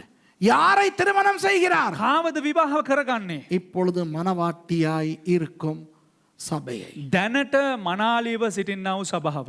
வேதத்திலே இயேசுவானவரை இரண்டாவது ஆதாம் என்று பார்க்கிறோம். ஆமாவா இல்லையா? බයිබලයේ යේසුස් වහන්සේව දෙවැනි ආදම් හැටියට අර්ථකථනය කරනවා. Look, the Bible calls Jesus the second Adam. Then who is the second Eve? அப்போ இரண்டாவது ஏவாள் யார்? එහෙනම් දෙවැනි ඒවා කවුද? சபை. සභාව. அப்ப சர்ப்பம் வருமா வராதா? එතකොට සර්පයා එයිද නැද්ද? Don't you think the serpent will come? வரும். එනවා. ஏகானுக்கிட்டு வரும். අගේ ගාගෙන එනවා. இயேசுவானவர் ஏதோ சாப்பிட வேணான்னு சொன்னாரோன்னுக்கிட்டு வரும். යේසුස් වහන්සේ මොන හරි කණ්ඩ එපා කිව්වද කියලා අහගෙන එයි. விளங்குதா? වැටහෙනවද? அந்த ஏவாள் மாதிரி பிசாசுக்கு பேச்சு கொடுத்து தின்னுக்கிறாத. මේ අර ඒවා වගේ යකත් එක්ක කතා කරන්න ගිහිල්ලා නිකන් කාගන්න කාගන්න එපා. එපා. ඒකි කෑවා කාගත්තා. අපිත් කාගන්න නැතුව ඉන්න ඕනේ. අරයා දිහා බලලා அவரை பார்த்து நாமும் தின்று கொள்ளாமல் இருக்க வேண்டும். එයාව බලලා අපිත් නිකන් කහගන්න නැතුව ඉන්න ඕන. You know, if that first Adam had an Eve, then we, the church, are the second Eve to the second Adam, Jesus. So if and when Satan comes to talk with us, thou shalt not indulge in a conversation with the serpent, or you shall also eat of the forbidden tree and lose your paradise. நமக்கு பரலோகம் இல்லாமல் போய்விடும் பிசாசுட பேச்சை கேட்டுக்கிட்டு ஆடணும்னா. අපිට ස්වර්ගය අහිමි යකාගේ කීම් වලට ඇහුම්කන් දෙන්න ගියොත්. ஆனா எல்லாம் நடக்குதான். නමුත් හැම දෙයක්ම සිද්ධ වෙනවලු. எல்லாம் நடந்து හැම දෙයක්ම සිද්ධ වෙලා வெளிப்படுத்தல் 22க்கு போனால் එලිදරව් 22 වෙනි පරිච්ඡේදයට ගියා නම් all these things happen, the elements of the last days, the eschatological elements happen, and then we go to Revelation chapter 22. அங்க என்ன நடக்கிறது? ඒ කුමක්ද සිද්ධ වෙන්නේ? பழைய வானமும் பழைய பூமியும் ஒழிந்து போகும். පරණ භූමියත් පරණ අහසත් එක්ක පහ වෙලා යනවා. The old heavens and the old earth shall pass away, and a new heaven and a new earth is created with the new Jerusalem being its capital. புதிய எருசலேம் அதனுடைய தலைநகரமாக இருக்கும். வெளிப்படுத்தல் 22. අලුත් යෙරුසලමෙහි අගනගරයේ වශයෙන් තිබෙනවා එලිදරව් 22 වෙනි පරිච්ඡේදයේ. எல்லாவற்றையும் நல்லது நல்லது நல்லது என்று பார்க்கிற ஆண்டவர் සෑම දෙයක්ම යහපත යහපත යහපත කියලා දකින්නා වූ දෙවියන් වහන්සේ வெளிப்படுத்தல் 22 வாசித்து பாருங்கள். එලිදරව් 22 වෙනි පරිච්ඡේදයේ කියවලා බලන්න. அங்கு நடக்கிற எல்லாவற்றையும் மிகவும் நல்லது என்று தான் வெளிப்படுத்தலை முடிக்கிறார். එහි සිදුවන්නා වූ සෑම දෙයක්ම ඉතාම යහපත් කියලා එලිදරව් 22 වෙනි පරිච්ඡේදය හමාර කරනවා. You know, all these things are good, but what is very good to God is what's going to happen in Revelation 22. So the Bible ends with a positive connotation. வேதம் என்பது எப்படி முடிகிறது என்றால் ஒரு சுபமான முடிவோடு முடிகிறது. ඉතින් බයිබලයේ කෙසේද හමාර වෙන්නේ ඉතා ධනාත්මක වූ ඒ වගේම සුබ වූ සුභාසිංසනයක් සමග. எத்தனையோ மத ஸ்தாபகர்கள் வந்தார்கள். බොහෝ ආගම් නිර්මාතෘවරු පැමිණියා. அவர்களில் பலரை இன்று தெய்வங்களாக வழிபடுகிறார்கள். ඔවුන් බොහෝ දෙනා දෙවිවරුන් හැටියට එලිතරව් කරනවා. Many religious founders came and many are venerated today by people. But every one of them concluded by saying, well, somebody else needs to come and give you the best news. அவர்கள் எல்லாரும் எப்படி முடித்தார்கள் தெரியுமா? ඔවුන් හැමදෙනාම කෙසේද දන්නවද හමාර කළේ? இவ்வளவுதான் நான் உங்களுக்கு சொல்ல முடியும். මෙපමණ තමා මට ඔබලාට කිව හැක්කේ. இதுக்கு மேல வேற யாராவது வந்துதான் உங்களை நல்லத சொல்லணும். මේට පස්සේ වෙන කවුරු හරි කෙනෙක් ඇවිල්ලා තමයි යහපත් දේවල් ඔබලාට උගන්වන්න ඕන කියලා කිව්වා. வேதாகமம் முடியும் போது அப்படி நம்மை திரிசங்கு சொர்க்கத்திலே தொங்க வைக்கவில்லை. බයිබලේ ඒ කියන්නේ බයිබලේ හමාර කරන විට අපිව එක තැනකට ගෙනල්ලා නිකන් අතරමං කරලා දැම්මේ නැහැ. The Bible doesn't, just leave us stranded somewhere. It says there is the hope of a new heaven and a new earth and the eternal life with God in heaven. புதிய வானம் புதிய பூமி நித்திய ஜீவன் தேவனோடு வாழ்க்கை என்ற சுபமாய் வேதம் முடிகிறது. අලුත් අහසක් අලුත් පොළවක් දෙවියන් වහන්සේත් සමග අලුත් ජීවිතයක් කියලා ඊට සුබ ලෙස එය හමාර කරනවා. ஆதியாகமம் 1:31 எப்படி முடிகிறதோ උත්පත්ති 1:31 කොහොමද හමාර කරන්නේ? அதுபோல வெளிப்படுத்தல் 22 முடிகிறது. ඒ වගේම එලිදරව් 22 වෙනි පරිච්ඡේදය හමාර කරනවා. Revelation 22 concludes, wraps everything up. Just as Genesis 1:31 wraps up. God saw what he created and it was very good. தேவன் தான் சிருஷ்டித்த எல்லாவற்றையும் பார்த்தார். දෙවියන් වහන්සේ තමා මැව් සියලු දේම බලා மிகவும் நல்லது என்று கண்டார். එය ඉතා යහපත් බව දුටුවා. ஒரு நாள் வருகிறது அன்பானவர்களே. එක් දවසක් එනවා ප්‍රේමවන්තයනි. வெளிப்படுத்தல் 22. එලිදරව් 22 වෙනි One පරිච්ඡේදය. day is coming. Revelation 22. ஆண்டவர் சொல்ல போகிறார். දෙවියන් වහන්සේ කියන්න යනවා. நடந்தது எல்லாம் இப்போ நல்லதாய் முடிந்திருக்கிறது என்று. සිදු වුණා වූ සියලු දෙයක්ම දැන් යහපත් ලෙස හමාර වුණා කියලා. God will say everything that happened has happened to be very good and you and I will be there on that day. அந்த நாளிலே தேவனோடு நானும் நீங்களும் இருப்போம். නමුත් ඒ දවසේදී ඔබත් මමත් අපි දෙවියන් වහන්සේත් එක්ක ඉන්න යනවා. ஆதியாகமம் 1 இயேசுவானவர் உங்களை ஆசீர்வதிப்பார். උත්පත්ති පළවෙනි පරිච්ඡේදයේ යේසුස් වහන්සේ ඔබලාට ආශිර්වාද කරනවා. May Jesus, the God of Genesis chapter 1, bless you. Let's rise up, pray and close.